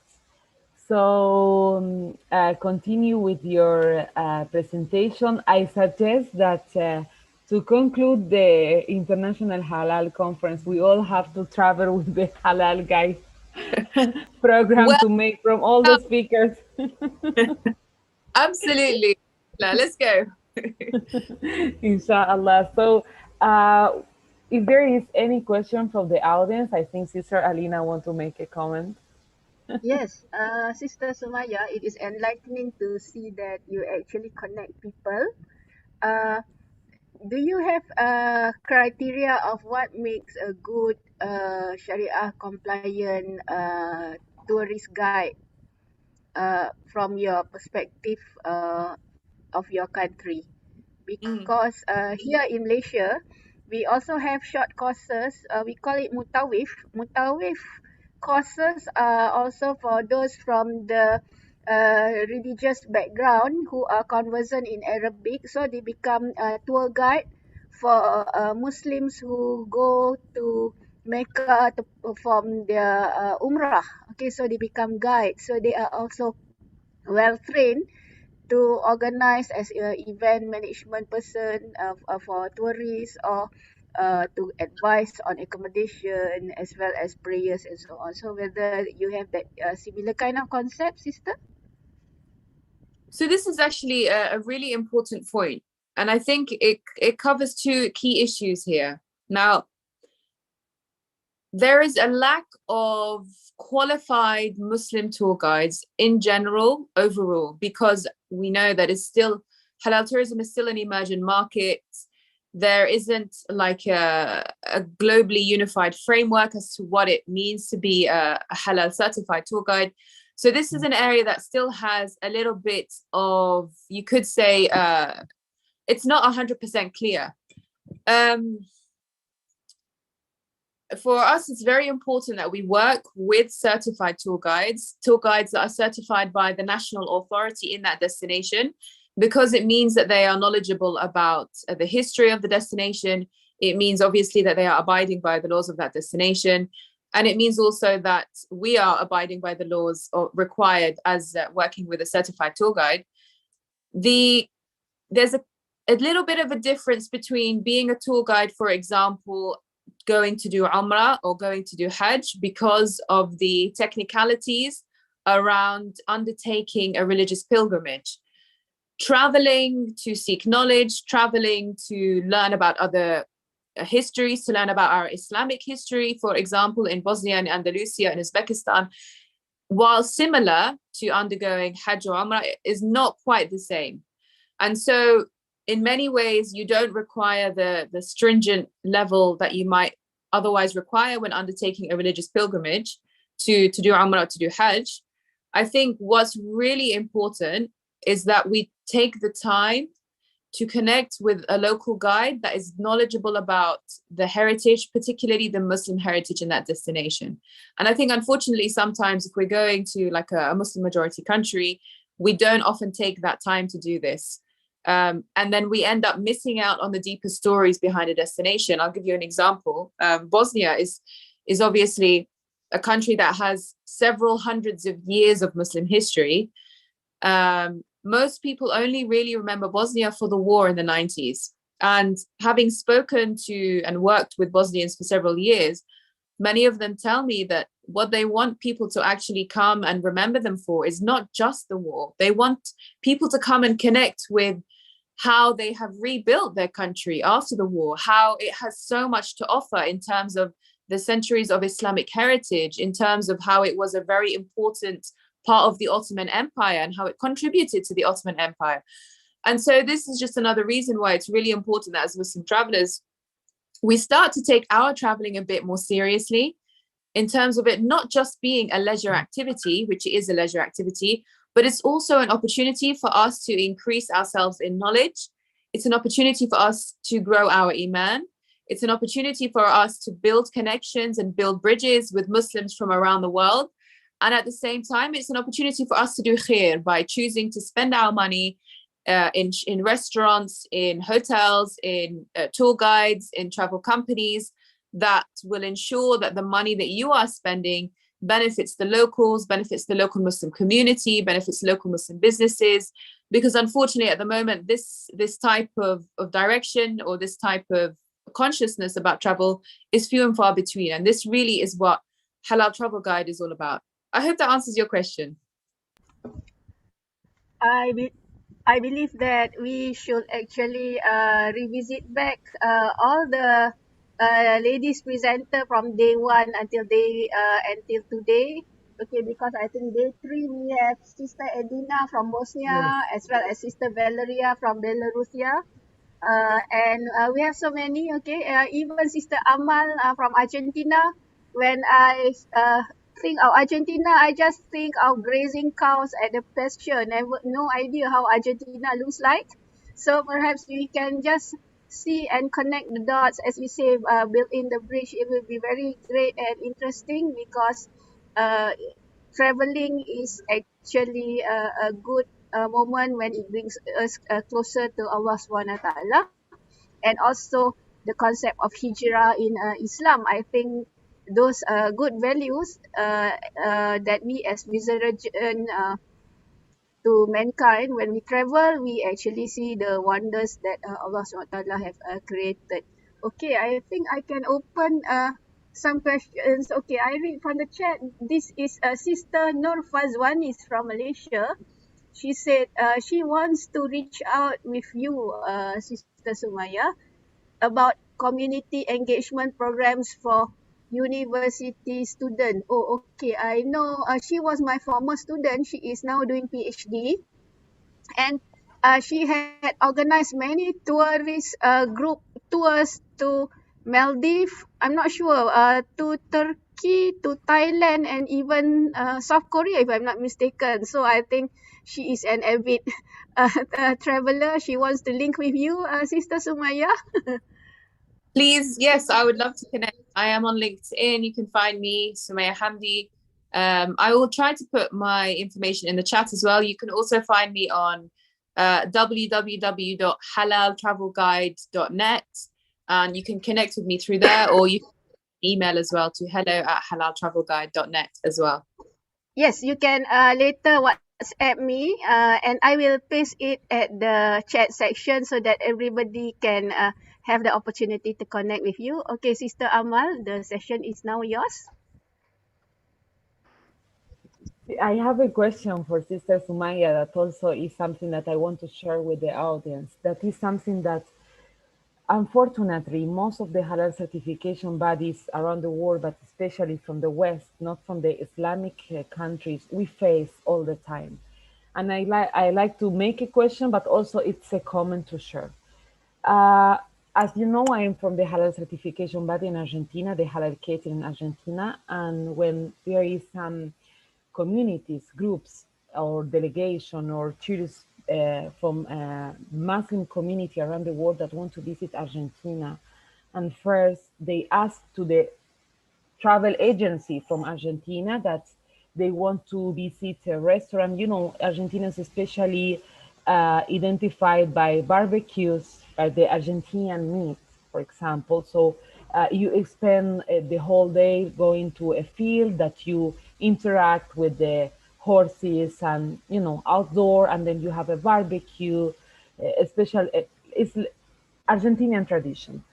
But the thing is that most of the time, when the agency call us, because we are halal certification body, and they request for the halal services about the tourism, even the hotels also, and you introduce what halal means, and you give a program, a project, and what should be halal, and how is the certification, etc.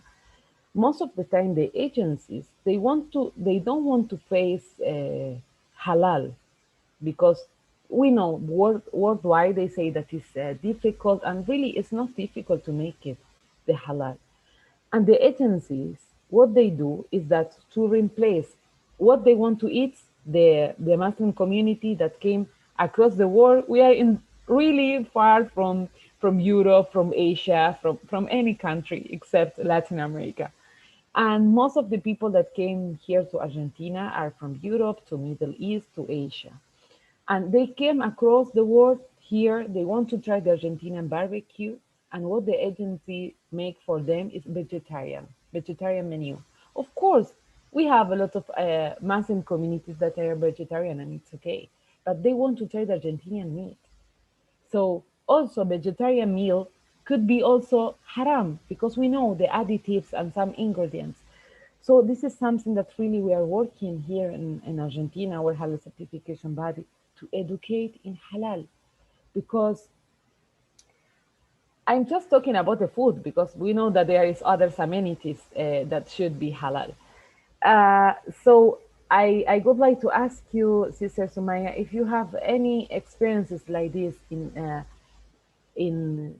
from the halal travel guide. Yes, I mean, Sister Emily, you touched on something that is really actually, we maybe see it as a small thing, but for me personally, it's the whole thing, which is the food. Because the food is what connects you to a culture. It connects you to the traditions. It really, you don't want to go to another country and eat the same food that you have at home, because they're not willing or able to provide you with, because it's that's how you have the proper experience. When you go to Uzbekistan, you want to try Uzbek food. When you go to South Korea, you want to try South Korean food. You didn't travel halfway across the world to have a biryani, let's be honest, as good as biryani is. So this is a challenge, but it's also an opportunity. And I think one of the best examples of where this is succeeding is South Korea. South Korea, over the last 10 years, has transformed itself from not really knowing or understanding anything about Muslim travelers to recognizing the value that this market offers to their destination. And a lot of this comes down to the destination needing to recognize the value in attracting Muslim travelers. And unfortunately, and maybe this is the fault of the Muslim community at large, where we haven't marketed ourselves very well, where we haven't really shown that there's a huge value to attract Muslim travelers, because we know that financially there is a huge value. Destinations are starting to realize it. And I think we will see, Sister Emel, over the next few years that they will start to take it more seriously. I mean, me personally, I had the New York Tourism Board contact me about Muslim travelers. I've had Barbados Contact Board Tourism contacts me about Muslim travelers. 5 years ago, they weren't interested. So there is a shift and there is a change, and a lot of it comes down to the food. And going back to the South Korea example, what they've done very successfully now is every year South Korea runs a promotional campaign. It's called Halal Restaurant Week. It actually takes place for longer than a week. It takes place nearly 2 months. And during that period, they offer promotional discounts to tourists, to anyone who wants to participate, to restaurants that serve halal food. And the idea is you're promoting that, hey, we have restaurants that serve halal food. What they do is they have a YouTube channel, and on the YouTube channel, they get a Korean chef speaking in Korean. They provide subtitles, and he's showing you how to make beef bulgogi or ramen, which are popular Korean dishes, but the halal way.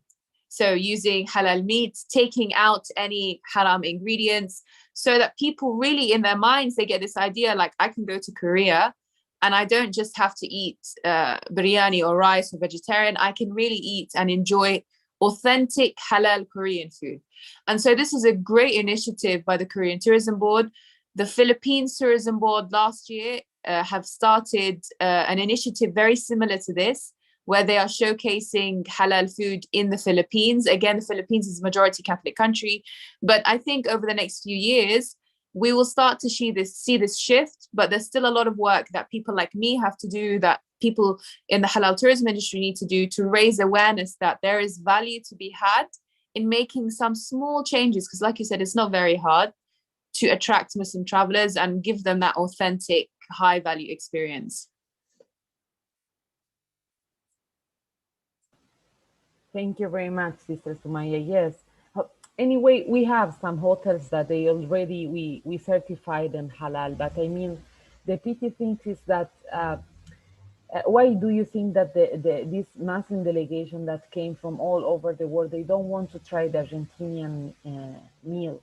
Why? Why do you think that it's okay? We will make something vegetarian. It's like it's not important for you.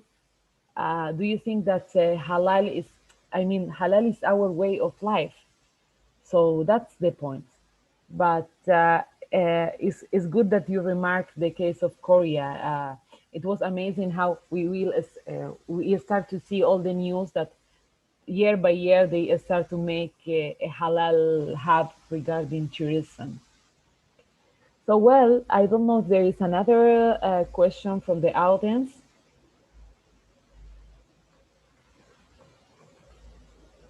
Okay, I will ask you, what was your challenge being a human and working in travel guide? So the biggest challenge, obviously, being a woman in travel is that we have much more limitations than men, particularly as a Muslim woman. I think generally speaking, women, whether they are Muslim or not, there are a lot of conceptions about how safe it is to travel, how far you can go, what you can do.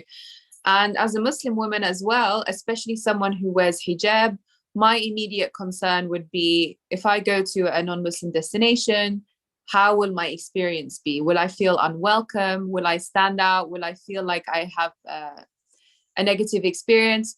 And as a young woman going to South Korea, this was one of my big worries, because I didn't want to go all that way and just feel like the locals are not friendly because I look different. And so actually, Sister Amal, I was really surprised when I found that they were really welcoming towards me. And I never even had like a bad look or a bad stare or anything like that. I didn't feel that. Actually, I'd say it was more friendly in South Korea than here in parts of the UK, which is obviously my home country. So I think one of the biggest challenges is showing Muslim women that it's okay to get out there. And actually, I should say that Muslim women are our biggest customer market. We have a lot of female Muslim travelers who want to travel, but feel like they don't want to travel solo. And they want to travel in the company of a group where they feel safe, where they feel like they are looked after, where they have other Muslim women that they can interact with. And while they also are still able to do all the fun things that you want to do on holiday, like go on a jet ski or go camel riding, go on a jeep safari, try a cookery experience, you know. They want to still have access to these experiences, but to feel like they are still in a comfort zone. And that's one of the biggest challenges, but also it's one of the biggest opportunities, because I think in business, when you see a challenge, you can frame it differently, as opposed to it being an obstacle. You can also see it as an opportunity. And I think for me, this challenge that was always a challenge for me growing up as a Muslim woman, and I felt restricted by it, actually now I think this is an opportunity so that I can offer my Muslim sisters the chance to experience something that is otherwise quite hard to experience. Alhamdulillah. Okay, well, I think that we will continue with the last speaker, inshallah. Thank you very much. Thank you, Sumaya. It was really interesting. We can find halal way in all the fields. This is really interesting. So, to continue with the speaker 5, and is the last one, we will continue. Now we will go to Indonesia. Today we had been in Malaysia, United Kingdom, and now I can see Sister Elvina Rahayu. I think that is the pronunciation. Please correct me if I'm not right. Okay. Yes, correct. This is Elvina Rahayu, my name. Welcome. Salam alaikum, dear sister. Waalaikumsalam. You are, okay, I will present yourself. Sister Albina is currently as the GM for Iker Halal M program of the Statement and Institute of Halal Tayyib Ban Muhammadiyah. She's established the scheme to overcome the problem of Indonesia MSES in implementing halal and hygiene sanitation in their business. She already involved with the first halal certification in Indonesia, LPPOM MUI, for 20 years, then resigned in 2014. Also as Deputy of Food Safety Certification under Bogor Agriculture University from 2014 until 2019. Besides her activities in Muhammadiyah, she and Professor Irwandi Shar, I don't know how to pronounce it, I'm so sorry. Yes, Yeah. Yes, okay. She was the director of the company. On the journey of Ikrar Halal program, which hasn't been a year, Ikrar Halal M program has become the finalist of Indonesia Halal Industry Award. In 2021, and awarded as participant in International Business Readiness, a course for women-led MSMEs in the food sector. Ikrar Halal, with tackling integrity, sustainability, and values, hopefully will be an alternative scheme for MSES in implementing halal and food safety by upholding honesty, integrity in running their business. Thank you very much, Sister Albina, and welcome to day 5. The floor is yours. Okay, thank you, Sister Melody Amal. Assalamualaikum warahmatullahi wabarakatuh. Alhamdulillahirabbil alamin, wassalatu wassalamu ala asyrafil anbiya'i wa mursalin wa alihi washabi ajmain. Alhamdulillah, I would like to say thank you to the organizers who have created this great and fruitful events, and I'm pleased to have this opportunity to share my thoughts and also part of my halal journey to all of you here. And of course, I will present the program that we made, as the Sister Amal said, to have also, I do hope I will get the great insight to our programs, of course, as the continual improvement. Before I start, I would like to start my presentation.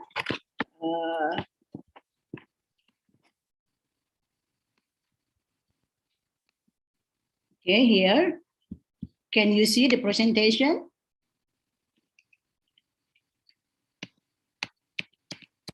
Okay. As you know already, since 2014, our Indonesian countries just already published the new halal product assurance number 33. And then after that, you seen here in this my presentation, this is our new halal legislation in Indonesia. And I would like also to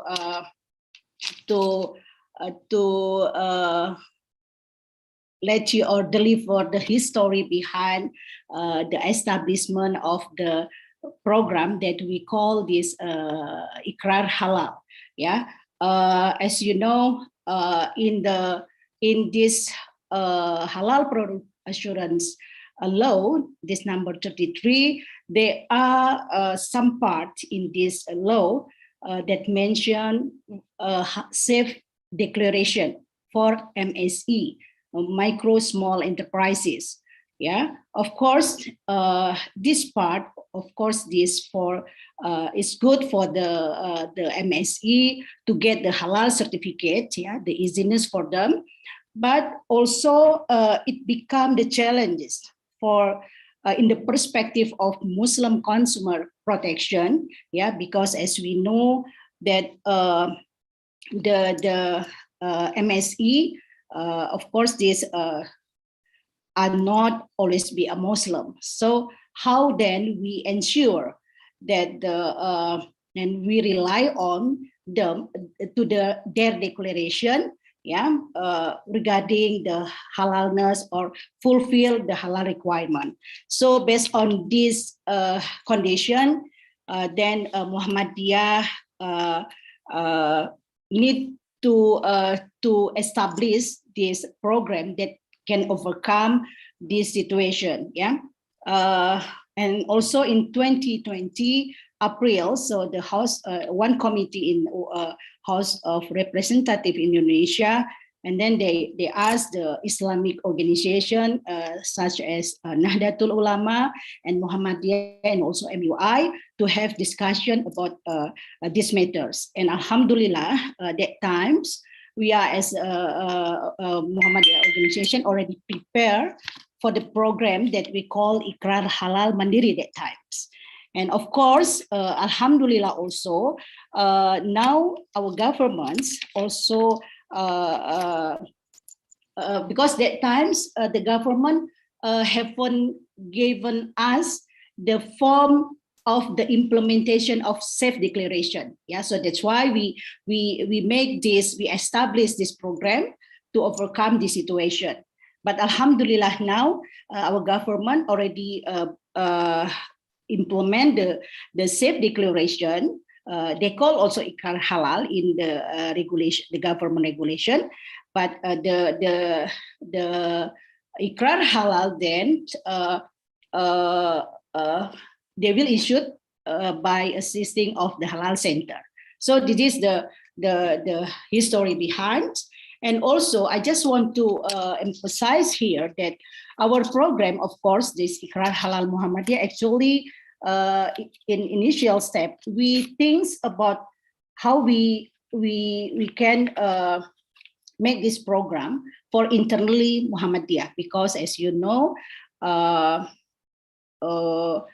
Muhammadiyah is big organization, and under Muhammadiyah we have many small, micro, small enterprises. Yeah. So and also we develop this program, and also we combine these programs, yeah, with the hygiene sanitation, yeah, okay, with the hygiene sanitation, and also we think that this program also as incubation process for the small MSE to have the further step. Yeah, I mean, so we love to say that this program is beyond certification, because from this scheme, yeah, the Ikrar Halal, so we we not only talk about the halal, and also we talk about the food safety, also the integration of the person who running this business. Yeah. So I will explain later in our paper then in the criteria. So the honesty, it is part of the person who running the business. Yeah, because also based on my experience as auditors, also I'm also become after resign from LPPOM, I'm become the consultants. So I can see when the company or the food business operators that they already got the certificate, then during the validation of the certificate, sometimes they can change the material without notification to the time this halal certification. Yeah, so they change the material that, of course, it will. I mean, the status of halal certificate, halal status, of course, it will be changed, because in the certificate, when we see in the certificate, they mention the product is halal as long as you still keep the agreement, yeah, the agreement between, the report that we send to the MUI, this still remain like this, yeah. So for this reason, I'm very happy to create this program, because it is not only we talk about the certification, but when we implement this program, of course, the certification process will be passed then. Yeah, and Alhamdulillah, this scheme also this already introduced in International Business Readiness Course for Women, lead as MSA. MSME in the food sector. This is the program of the Indonesian Australia Comprehensive Economic Partnership Agreement in 2020, and I got award from this through this program.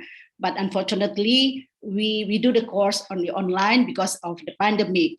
And also last year, I'm also joined with the event of Indonesia Halal Industry Awards that performed by Industrial Minister, and we be as finalists, but of course we didn't get the as the winner, because it is understandable, because our program has been running less than 1 year.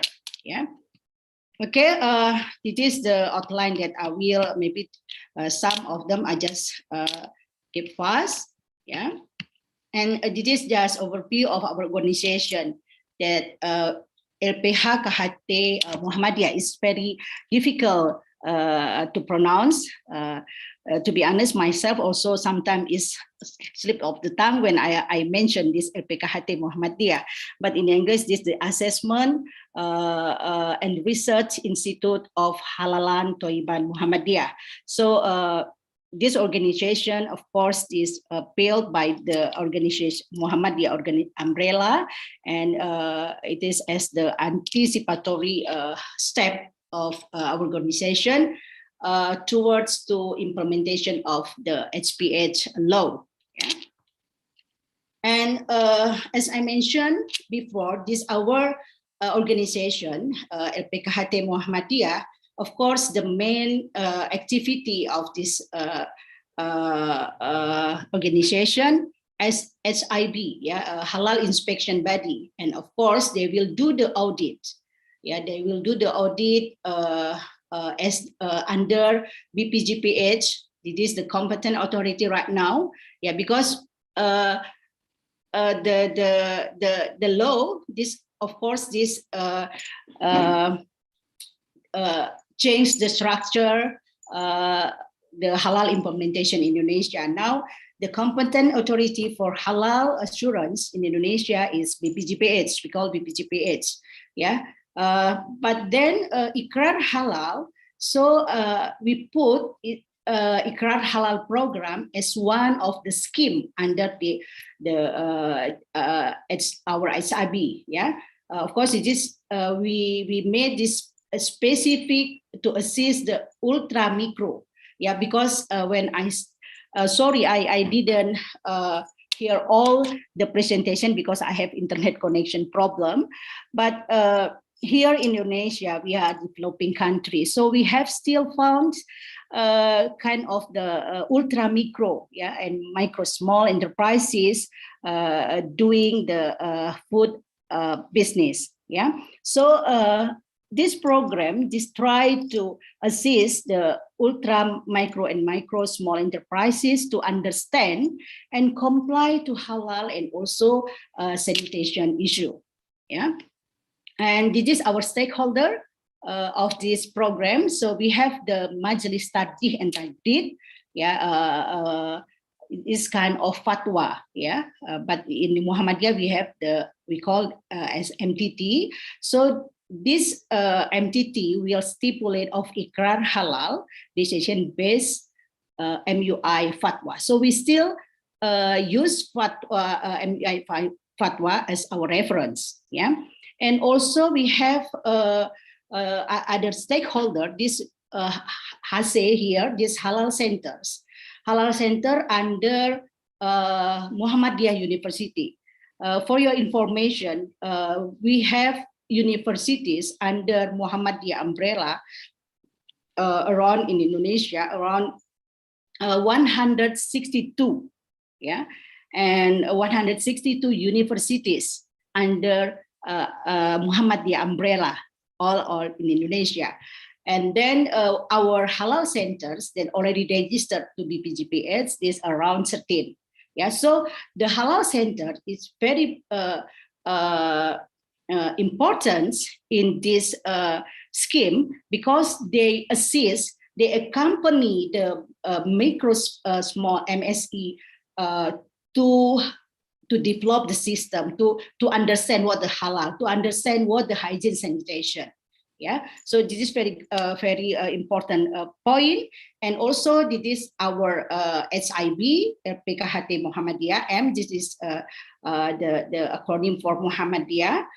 So the LPKHT will do the verification after the assistance from the halal center to the MSE. This already done, and then they apply to our SIB, yeah, to do the verification. Of course, we will do the verification based on of several standards. We follow this, yeah. We refer to standard like ISO 17050, this for self-declaration, and also for 17029 for verification and validation. So we refer to this standard, and of course we do all the steps impartially. Yeah. However, the person in the SIB also can be also as the person in a halal center, but not in the same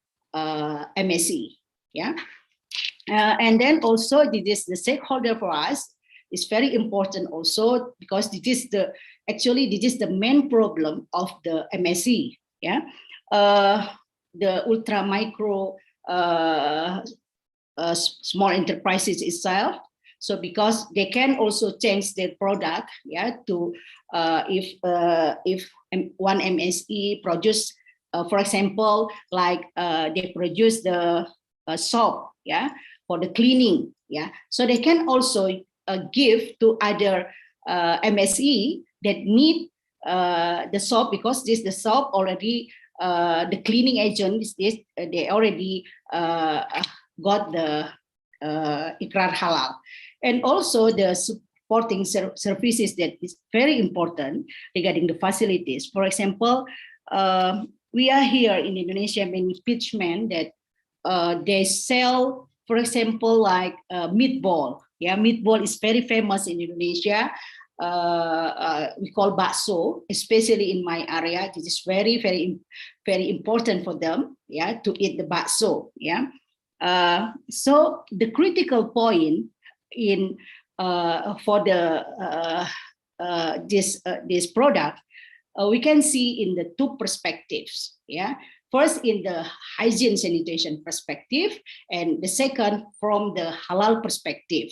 It is still a problem because, as you know, sometimes it is also I ever in the LPFOM in the magazine, and we do survey to the market in Bogor, and we found that because actually they have two different separate parts in the market.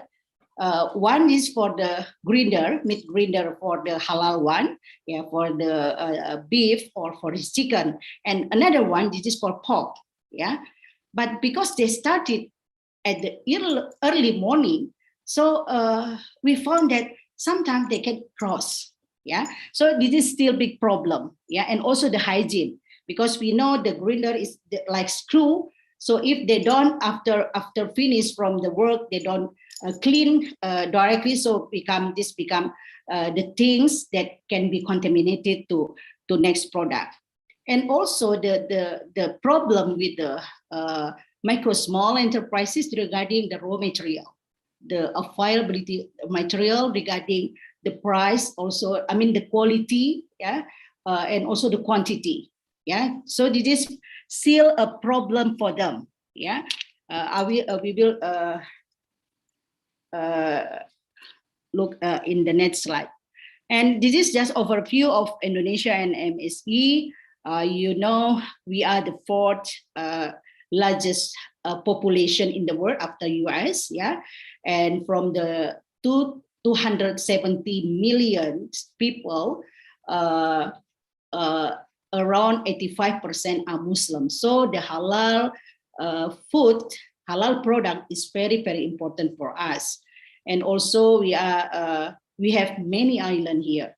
It is our blessing, but also become our trade also, yeah, because from this island, yeah, so smuggling this happen here, yeah. So it is the trade also for us, and also the ethnic or tribes. From this, we also have many variety of food. So this is also our blessing.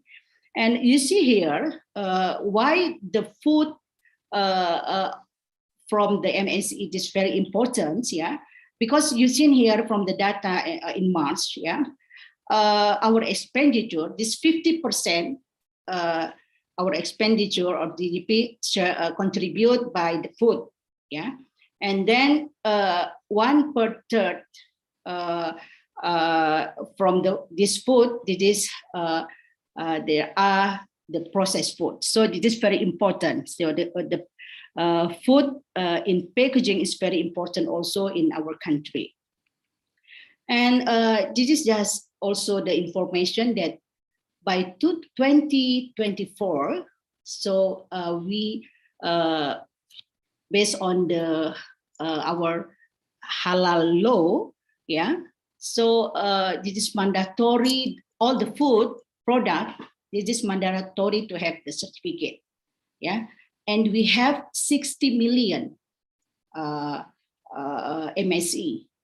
So I don't know how then we can reach this number. And then from the data from the BPGPH, only to date 5th November, only 31,000 that already registers, yeah. And then of course it is less than 0.1%, yeah. So this is a problem also for us, yeah. Okay, this is the detail of Ikrar Halal. So it is kind of halal safe declaration, yeah. But we do on-site verification, and also the halal determination or isbat halal by Islamic scholar that in our organization as the MTT, yeah. And also the stakeholder, as I mentioned before, and our concern here in the Ikrar Halal, it is not only halal, yeah, but also food safety concern, and also another issue, for example, like environment, and also the behavior of the food business actors. So it is very important for us to insert in this scheme. Yeah, so that's why I would like to say this program is not only certificate. We not just stop for the certificate. Of course, the certificate, the halal certificate, is one of our goal. Yeah, and our tagline is integrity, sustainability, and values. Because we want to make this program is not only stop at the certificate. Yeah, so that's why we need the certificate halal center as the companion for them, because the function of university is very close to their the MSE need. Yeah. And again, I just to emphasize, I want to emphasize here that all the things here, because when you see here, we see that there is also the activities like consultation. Yes, that's true. Because when the halal center accompany MSE, so they do kind of consultation. But again, we practice all steps impartially. Yeah. And this is our normative reference I mentioned before. And also this is the basic requirements. Yeah. Halal requirement, local, and traceability. It is also part of our criteria in Ikrar Halal, and also knowing their product and also the CO gas. So they know how much the price actually, how much the product that can be sold for them. So we teach also for them like this. And additional requirement is this depend on the MSE. Yeah, and this is the example of the form that we already established. Yeah, we made this. We have we call this as halal hygiene sanitation. Of course, actually in Indonesia, because when we talk small micro small enterprises, so sometimes they sell also the packaged food. Yeah, also they sell also the ready to eat or the food that less than 7 days in the room temperature. So for this point, if they produce packaged food, and they produce also like what do you call this? Like we call like snack something, but this land is less than 7 days. Yeah, so we put them in the HAS 3. Yeah, so this is we have 3, and we are actually we put all these criteria, all these elements very detailed. Yeah, and then this is as the the reference for the person in halal center, halal center, and also for the auditors. Yeah, so this is automatically we made the program here. Yeah, with this is NC. Yeah, the NC, and it is the element that we also refer to the regulation. Yeah, to particular regulation. And here we have 2 parts, halal and hygiene sanitation. When they want to have the ikrar halal, so the halal part must be, all the things must be complete. Yeah, I mean there is no findings in halal part, but in hygiene sanitation they are allowed to have this what they call these findings, but this need to be improved. Yeah, and here also, as I mentioned, we not only put the halal and hygiene sanitation, but we also insert regarding the food business actor. For example, do they pray 5 times, for example, and for the owner also, do they provide the proper place for praying? So we also put in this criteria, yeah, in this form.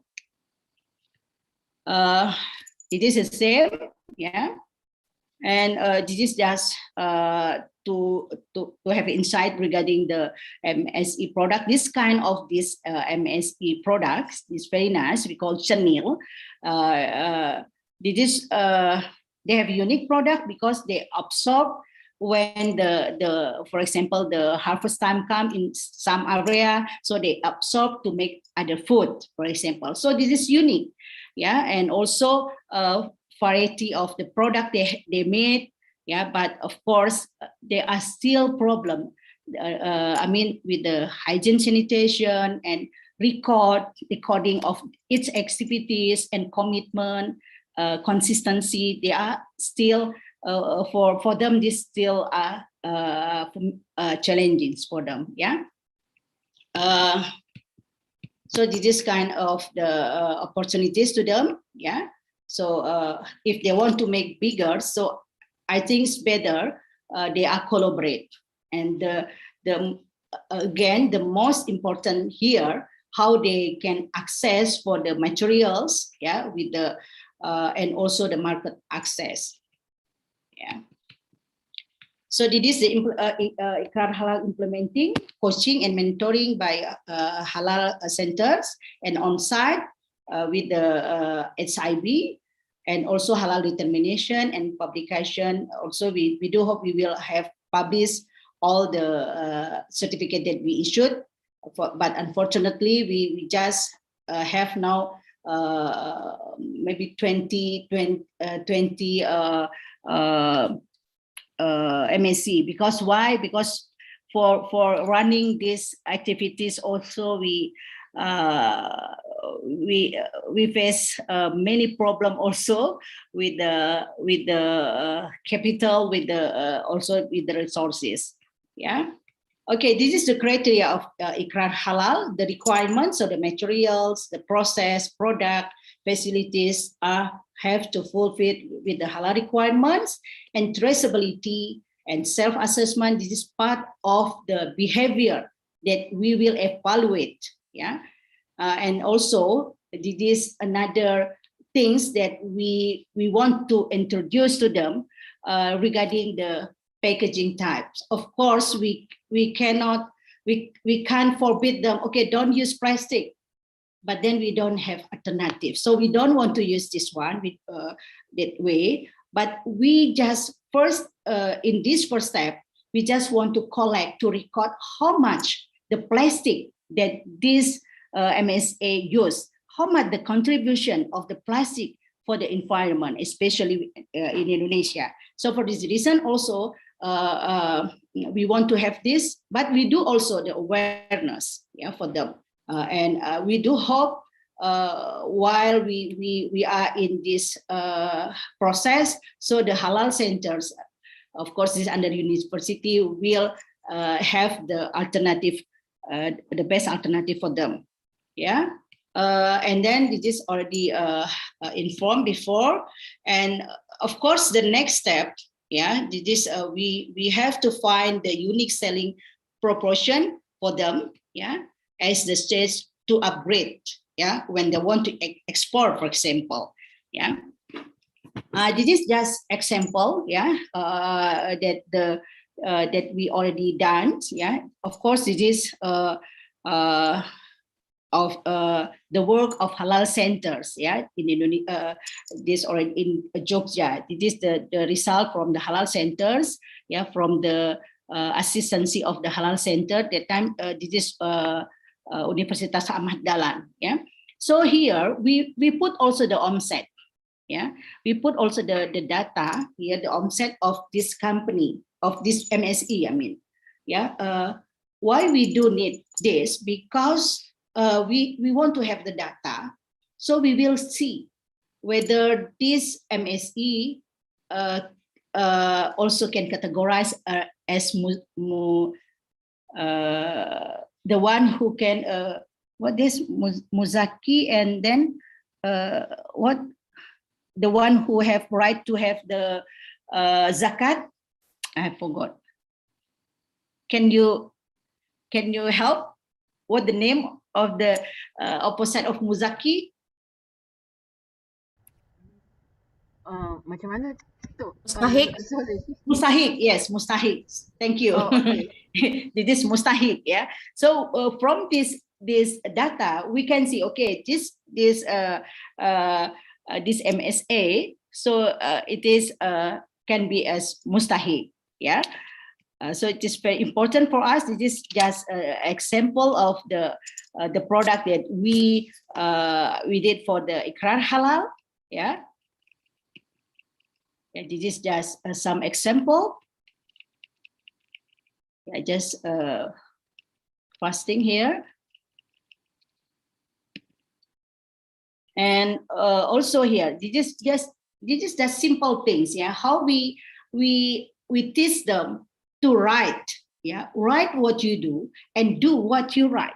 It is a nice word, but sometimes, most of the time, we found it's difficult for them to do this. This is without this record. So how can we can do the traceability? So we explain to them, if you want to have the traceability, because the traceability is important when you want to grow your business. So you have to start from the beginning. Yeah. So this kind of the things that our halal centers accompany them. Yeah. And this is also, yeah, and here the weighing equipment. It is also part of our criteria. It is very important. And we ask the halal center as the accompaniment to do kind of the calibration to ensure that the weighing equipment, it is accurately and also precise. Yeah. Why? Because we can see in the two perspective here. Yeah. In the food safety perspective. So when they will use the food additive. Yeah. For example, in our regulation, particular food additive such as preservative. So we have to use in restricted amount. Yeah. So without the accurate weighing equipment, so they will lose. So because I have found this also in during the audit. Yeah. Before, when I'm in the as the food safety auditors, this micro small enterprises, when we check, so they have they use the preservatives more than the regulation required. Yeah. And then in the halal perspective, we have to protect the consumer. We have to protect what the promise that we give to the consumer. Because when we said 500 grams, so we of course we have what do you call this, the amount that we can agree, for example, like 5% less and 5% more. Yeah. So we have to be in this part. Yeah. So it is very important, and we let them know. So you have, because this is our Islam the Sharia said, when you want to weight something, you have to do in the proper way. Yeah. It is things that our programs beside the halal and food safety. Yeah. Okay. This is our progress. Yeah. And we already performed the third times for the training to explain to them regarding the Ikrar Halal, how they conduct the Ikrar Halal. Yeah.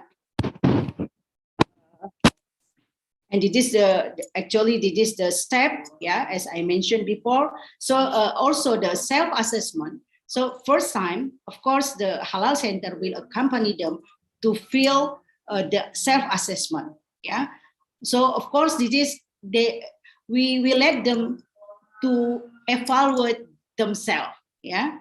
Yeah. For example, when you buy the product, the repack product, and the repack product, you know what the repack, because the repack product is issued for halal implementation. So kind of that way, we let them to understand about what halal is, not only for the certification.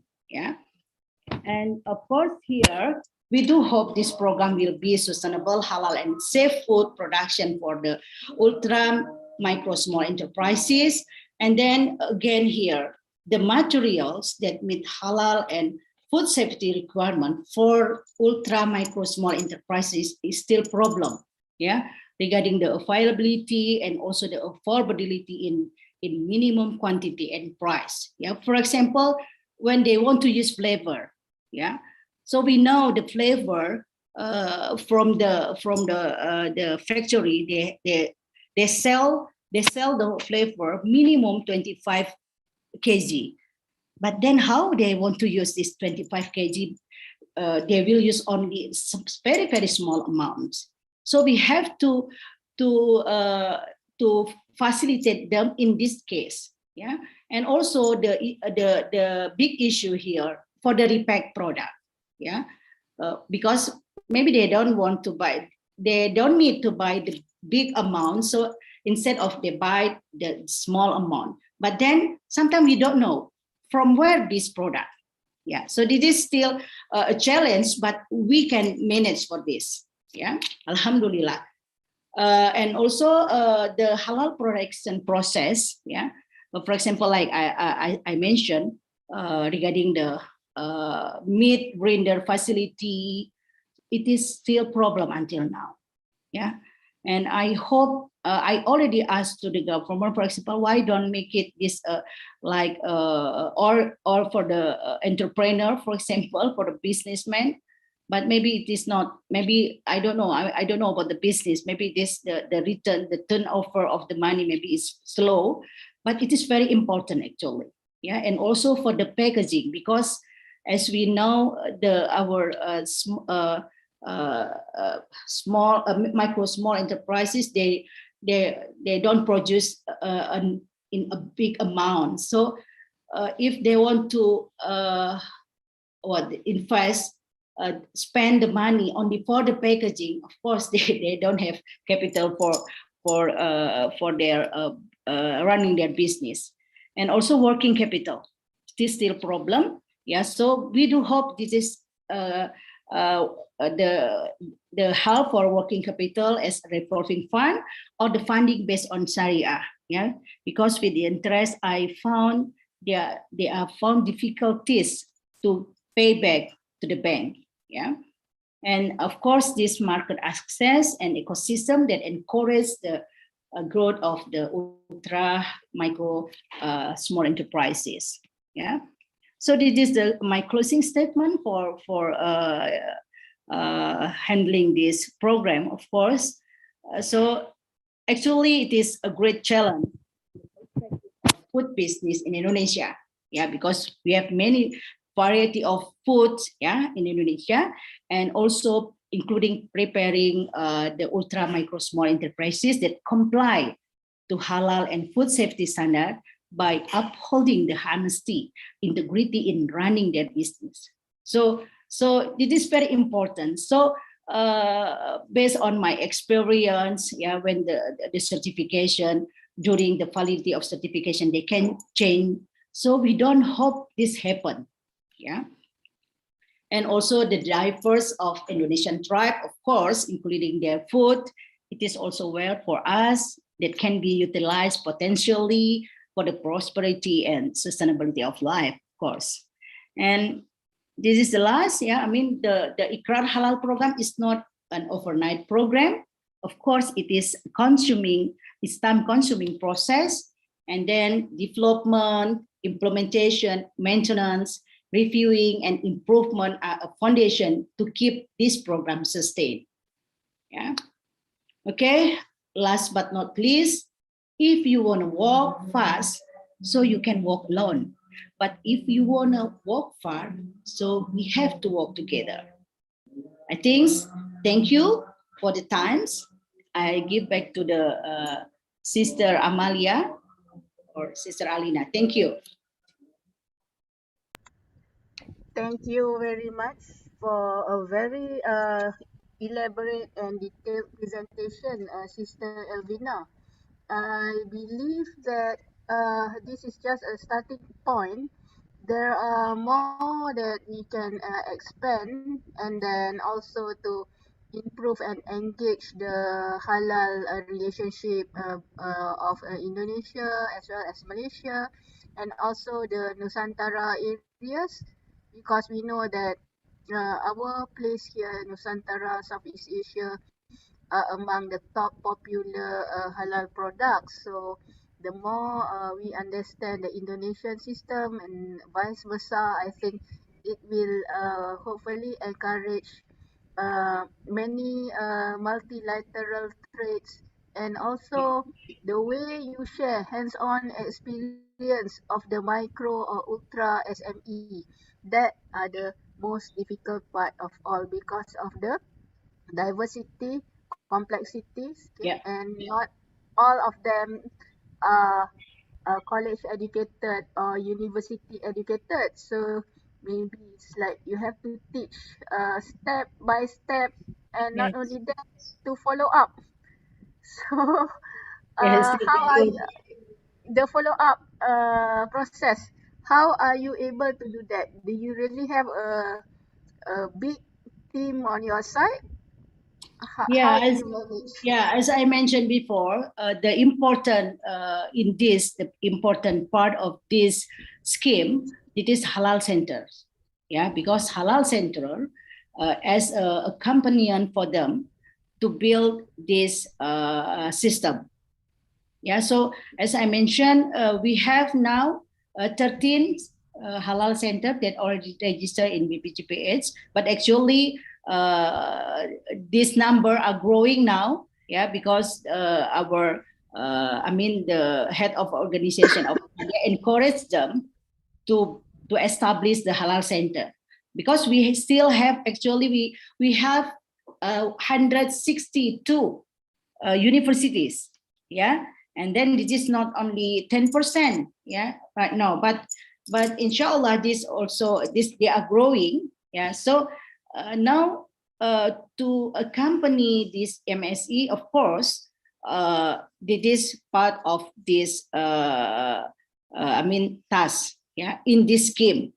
Yeah, uh, but I understand, so that's why their role is very important, because I ever also accompany the MSE. So for me, the passion, yeah, the passion, sabar must be always there.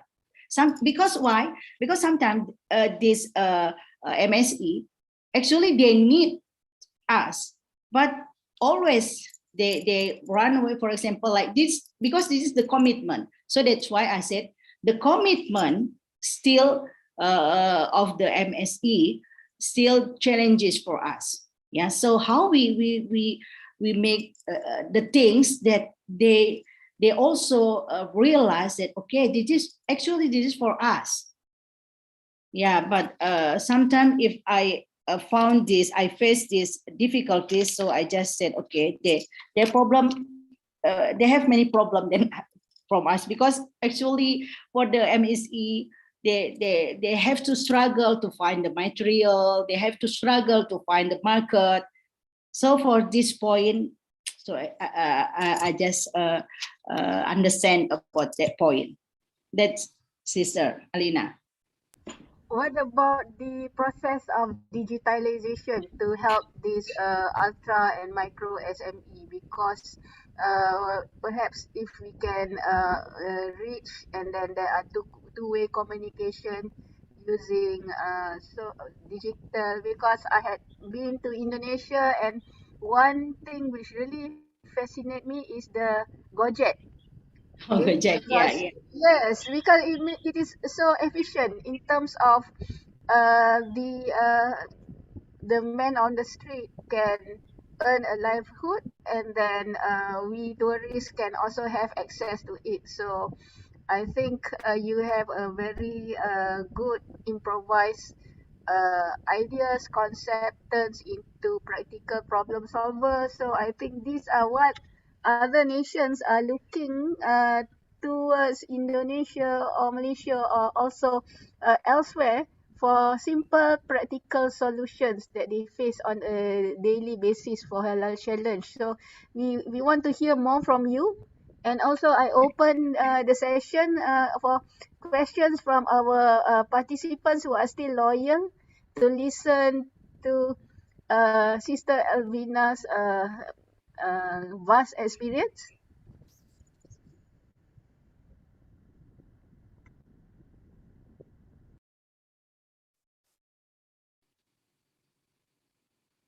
Yeah, Sister Alina, actually, I'm also in the on the project to have to propose the grant. Yeah, one of these proposal, of course, to have this regarding digitalization also, but it is not like a Gojek or this is not for the customer, but also for I mean for their system. Yeah, because the important things for them how they implement the standard first. Yeah. If we, for example, the product is already marketing widely, so they don't comply to the standard, of course, this very bad for them. So at this point, I'm still concerned with how they concern for them to implement the standard first. Yeah. And then we try to make, for example, that I show you this one point of the Iqrar Halal, this traceability. It is very important. So the traceability actually based on the record that they made, yeah, and they're not used to with the to make record. So we have to encourage them, yeah, to encourage them to produce this by doing recordings. Yeah, I mean by writing what they made. This is the. Okay, so those are some of the initiative, and then another thing to consider also, I think many of my friends are interested to know about Halal Indonesia, but at times they come to me because they don't understand the Bahasa Indonesia. So if you have any comments on that or sharing of information in English. What the question? The question is, many are interested to know about Indonesia, but then and halal, but most of the vast information are actually in Bahasa Indonesia. So Okay. the English version is still lacking. So if you are a journalist yourself or have some prior write-ups on Halal Indonesia, do share with us so that we can actually popularize what you are actually championing and make it more accessible for the global halal to understand and to know. Okay, I will. But I don't know what the because right now we have many regulation, yeah, regarding the LPH, yeah, and actually the most important now. I just want to inform that we will use the SGPH, this halal product assurance system that published by BPGPH, and it is of course as the regulation, yeah. So this will replace the HAS 23,000 from LPPOM, because LPPOM now not as a certification body anymore, but LPPOM acting as the halal inspection body, yeah. Because the LPPOM, actually LPPOM, maybe in the future they will not use the MUI anymore, because MUI this belongs to HIB, yeah, halal inspection body that also growth in Indonesia right now. Yeah, here I see here Sister Tati Mariati ya from Hidayatullah ya Bu ya. Ya Bu. Sorry. Ya. Salam kenal Ibu. Ya, salam kenal juga. So, Saya baru nulis. Actually, Okay. it's confusing because one is Hidayatul, one is Muhammadiyah. I think you all are very huge. You have the Nadratul Ulama as well as Muhammadiyah. Yeah. We are best friends. We are best friends. I mean, now with this new regulation, so they will have many HIB, not only LPPOM.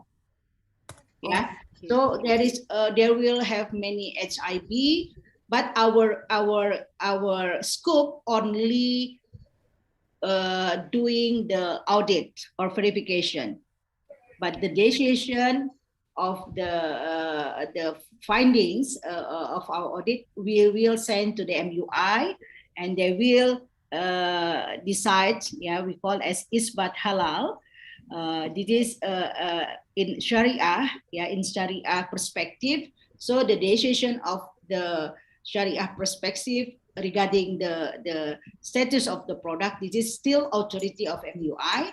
And then after MUI making the decision regarding the Sharia status, and they goes to the PPGPH, to issue the halal certificate with the logo. We have the new logo.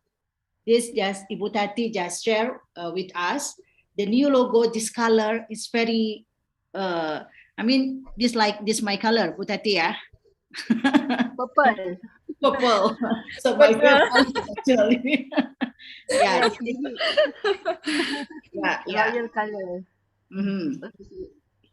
So about also Indonesia, and I think you all are also quite daring in terms of imposing many laws concerning about halal and making it mandatory. So do you think that is actually a very big commitment, and how to go about that? And also about your views about declaration of haram and how it goes about law and regulation if it affects halal. Perhaps you can elaborate on that. Yeah, I mean, I think it's quite challenging for now because we are still redeveloping the regulations. Yeah, so until now, I mean, from the SGPH, from the regulation, they mention that the import product come to Indonesia. This just allowed for the not for the retail product. So this is the thing that I know, and also the big changings from this their scheme from the government, that all the product that we use, for example, for the food business operators, so there are only two criteria. So one product that have halal certified, yeah, but if they have no halal certified, that means they come to the list of positive list. So they are we have two regulation actually. One is for the positive list, yeah. So all the materials that no need to have the halal cert, and another regulation. So all the materials, all the product that need to be certified. So only this, yeah, no in between. So for example, like wafer will use 1,000 materials. So if one of the material of maybe 1,000, maybe 100 from this material only in the positive list, so the rest they have to be halal certified. It is the big change in this new regulation. And so the imported product to have this, because all the product that come to Indonesia right now, they have to have the halal cert, yeah. And for the retail product, it is not allowed because in this regulation, they mention only for the food additive, not for retail, for B2B, not B2C. So they're not allowed to come to Indonesia B2C product. Sister Elvina, let's see if in Malaysia, we have through our government agency website, JAKIM, they have the JAKIM certified halal certifying bodies worldwide. Yeah. Let's see if you want to know from Indonesia, which websites are to refer to see the most current Indonesian accepted halal certifying bodies.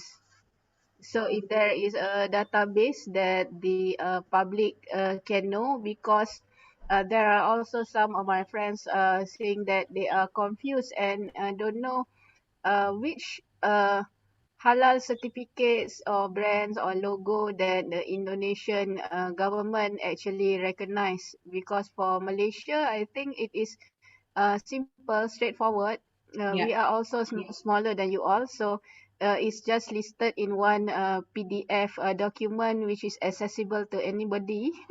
Just go to Jakim's website and then they will regularly update the CBs. And of course, annually there will be a new certifying body recognized, but there may be some CB drop out because of maybe some issues or some problems. Okay, thank you, sister. Yeah. For the moment, I mean, because everything goes now to the BPGPS, so BPGPS actually have a website, but I don't know whether they already post the halal certification body that they approve. But for the moment, the auditors, yeah, here there is two auditor of LPPOM MUI. I think they still use the previous halal certification body that MUI approved uh, before they have the another approval, because the BPGPS now they are preparing the system to have the kind of accreditation or MRA, I mean, to approve the halal certification body. But for the moment, before they issued the latest one, I still I'm think they still use the previous one. Yeah. Then you can find because BPGPS also have the website. You can find this BPGPH, for example. So you can find the halal.go.id. Yeah. So you can find this BPGPH website, and then you can see also there the approval at CB. Yeah. Actually, it is based on the previous one before they issued the new one. Yeah, sister. Sister Elvina, thank you. I think Sister Tati is also very kind to share many information at the chat, okay, concerning about the websites, the details, PTSP, BPJPH, and so on. So I hope that that benefit the audience. Okay, I think I now inquire to the audience if there are any questions. To ask Madam Elvina. I think this is a rare opportunity not to be missed to ask representative of Indonesia Halal expert if there are any more questions that you wish to know. Please ask now.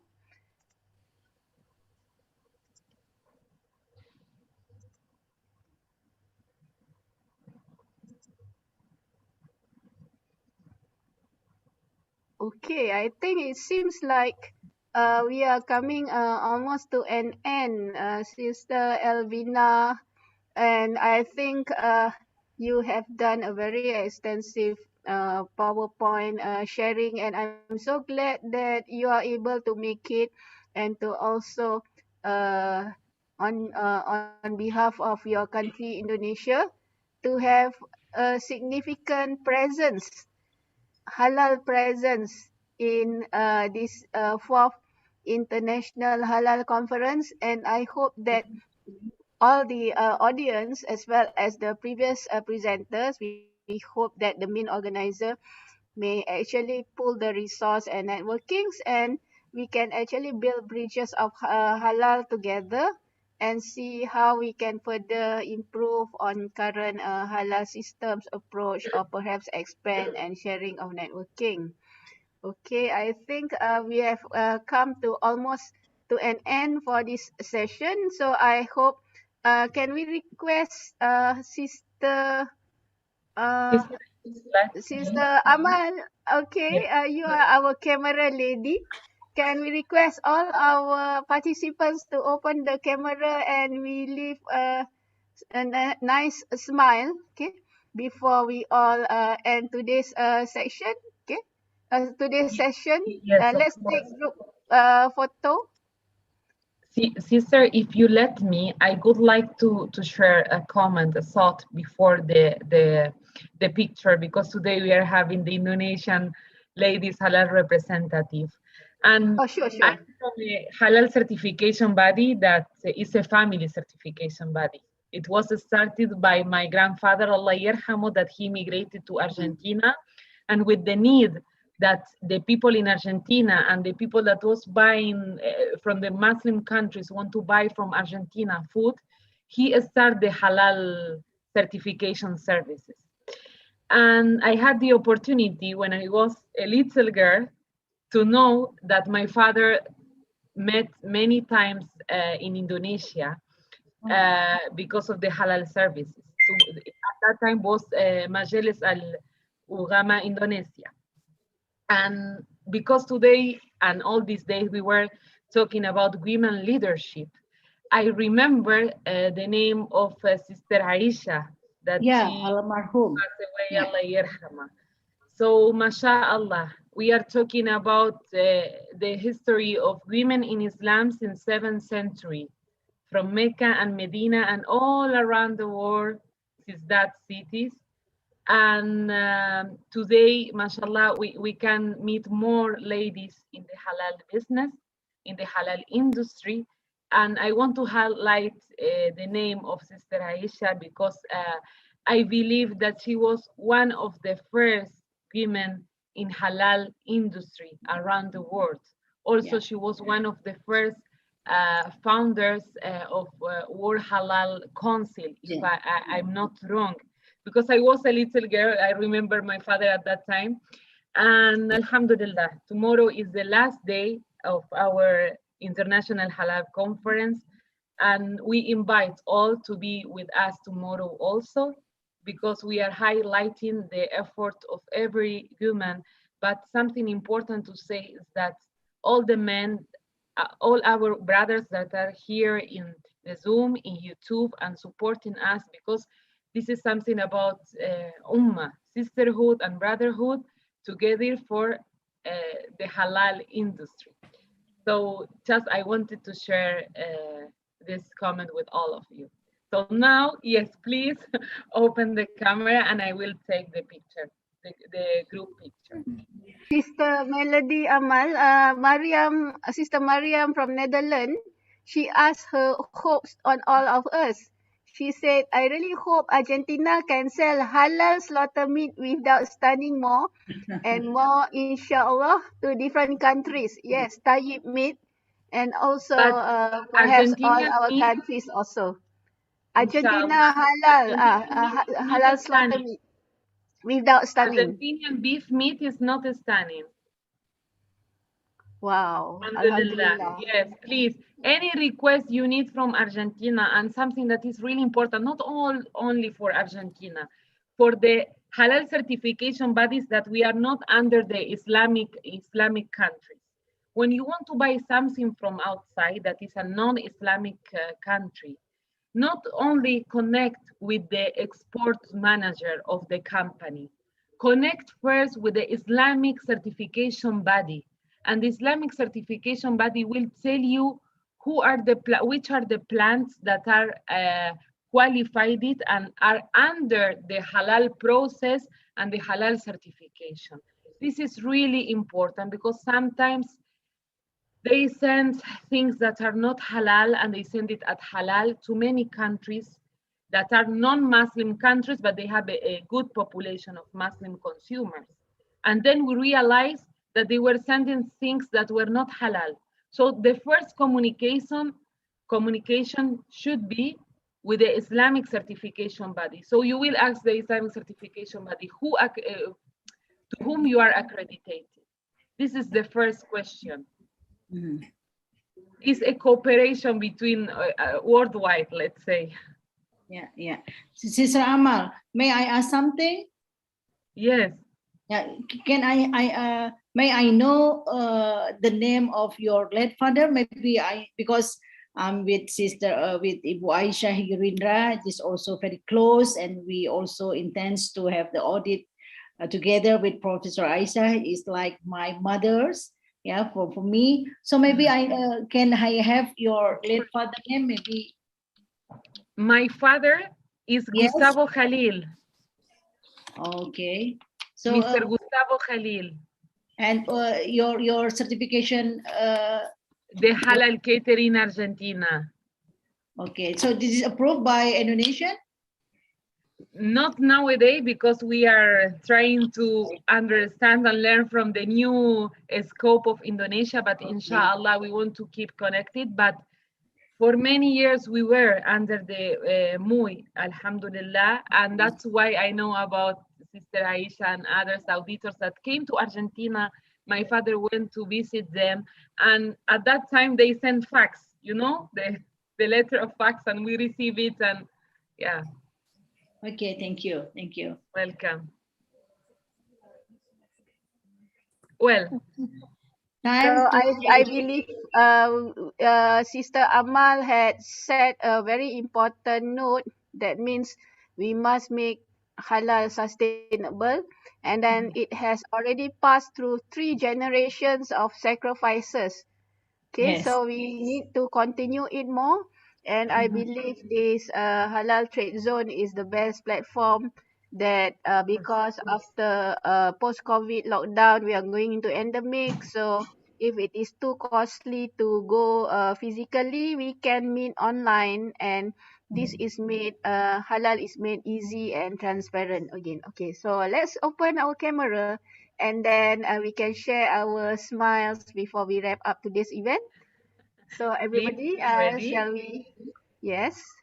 There is someone else that want to open the camera, maybe, or This is actually not only females. The guys can also open your cameras. Okay. So no need to be shy. The speakers are only the ladies, but everybody, please feel at ease and at warm to share your pictures for these memorable moments.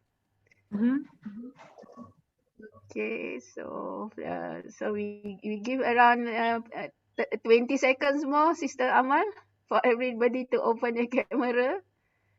Yes, of course. I think that if there is someone else that can open the camera, please make it now. Okay. Well, Bismillah, we will start.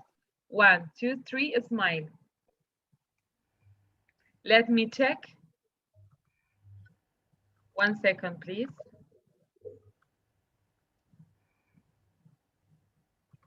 Let me just take another picture because some of the audience open the camera. So 1, 2, 3, smile. Thank you. Alhamdulillah. Alhamdulillah. Thank you. So, Alhamdulillah. So we end this majlis with the recital of Surah Surah Wal Asri and Tasbih Kifarah.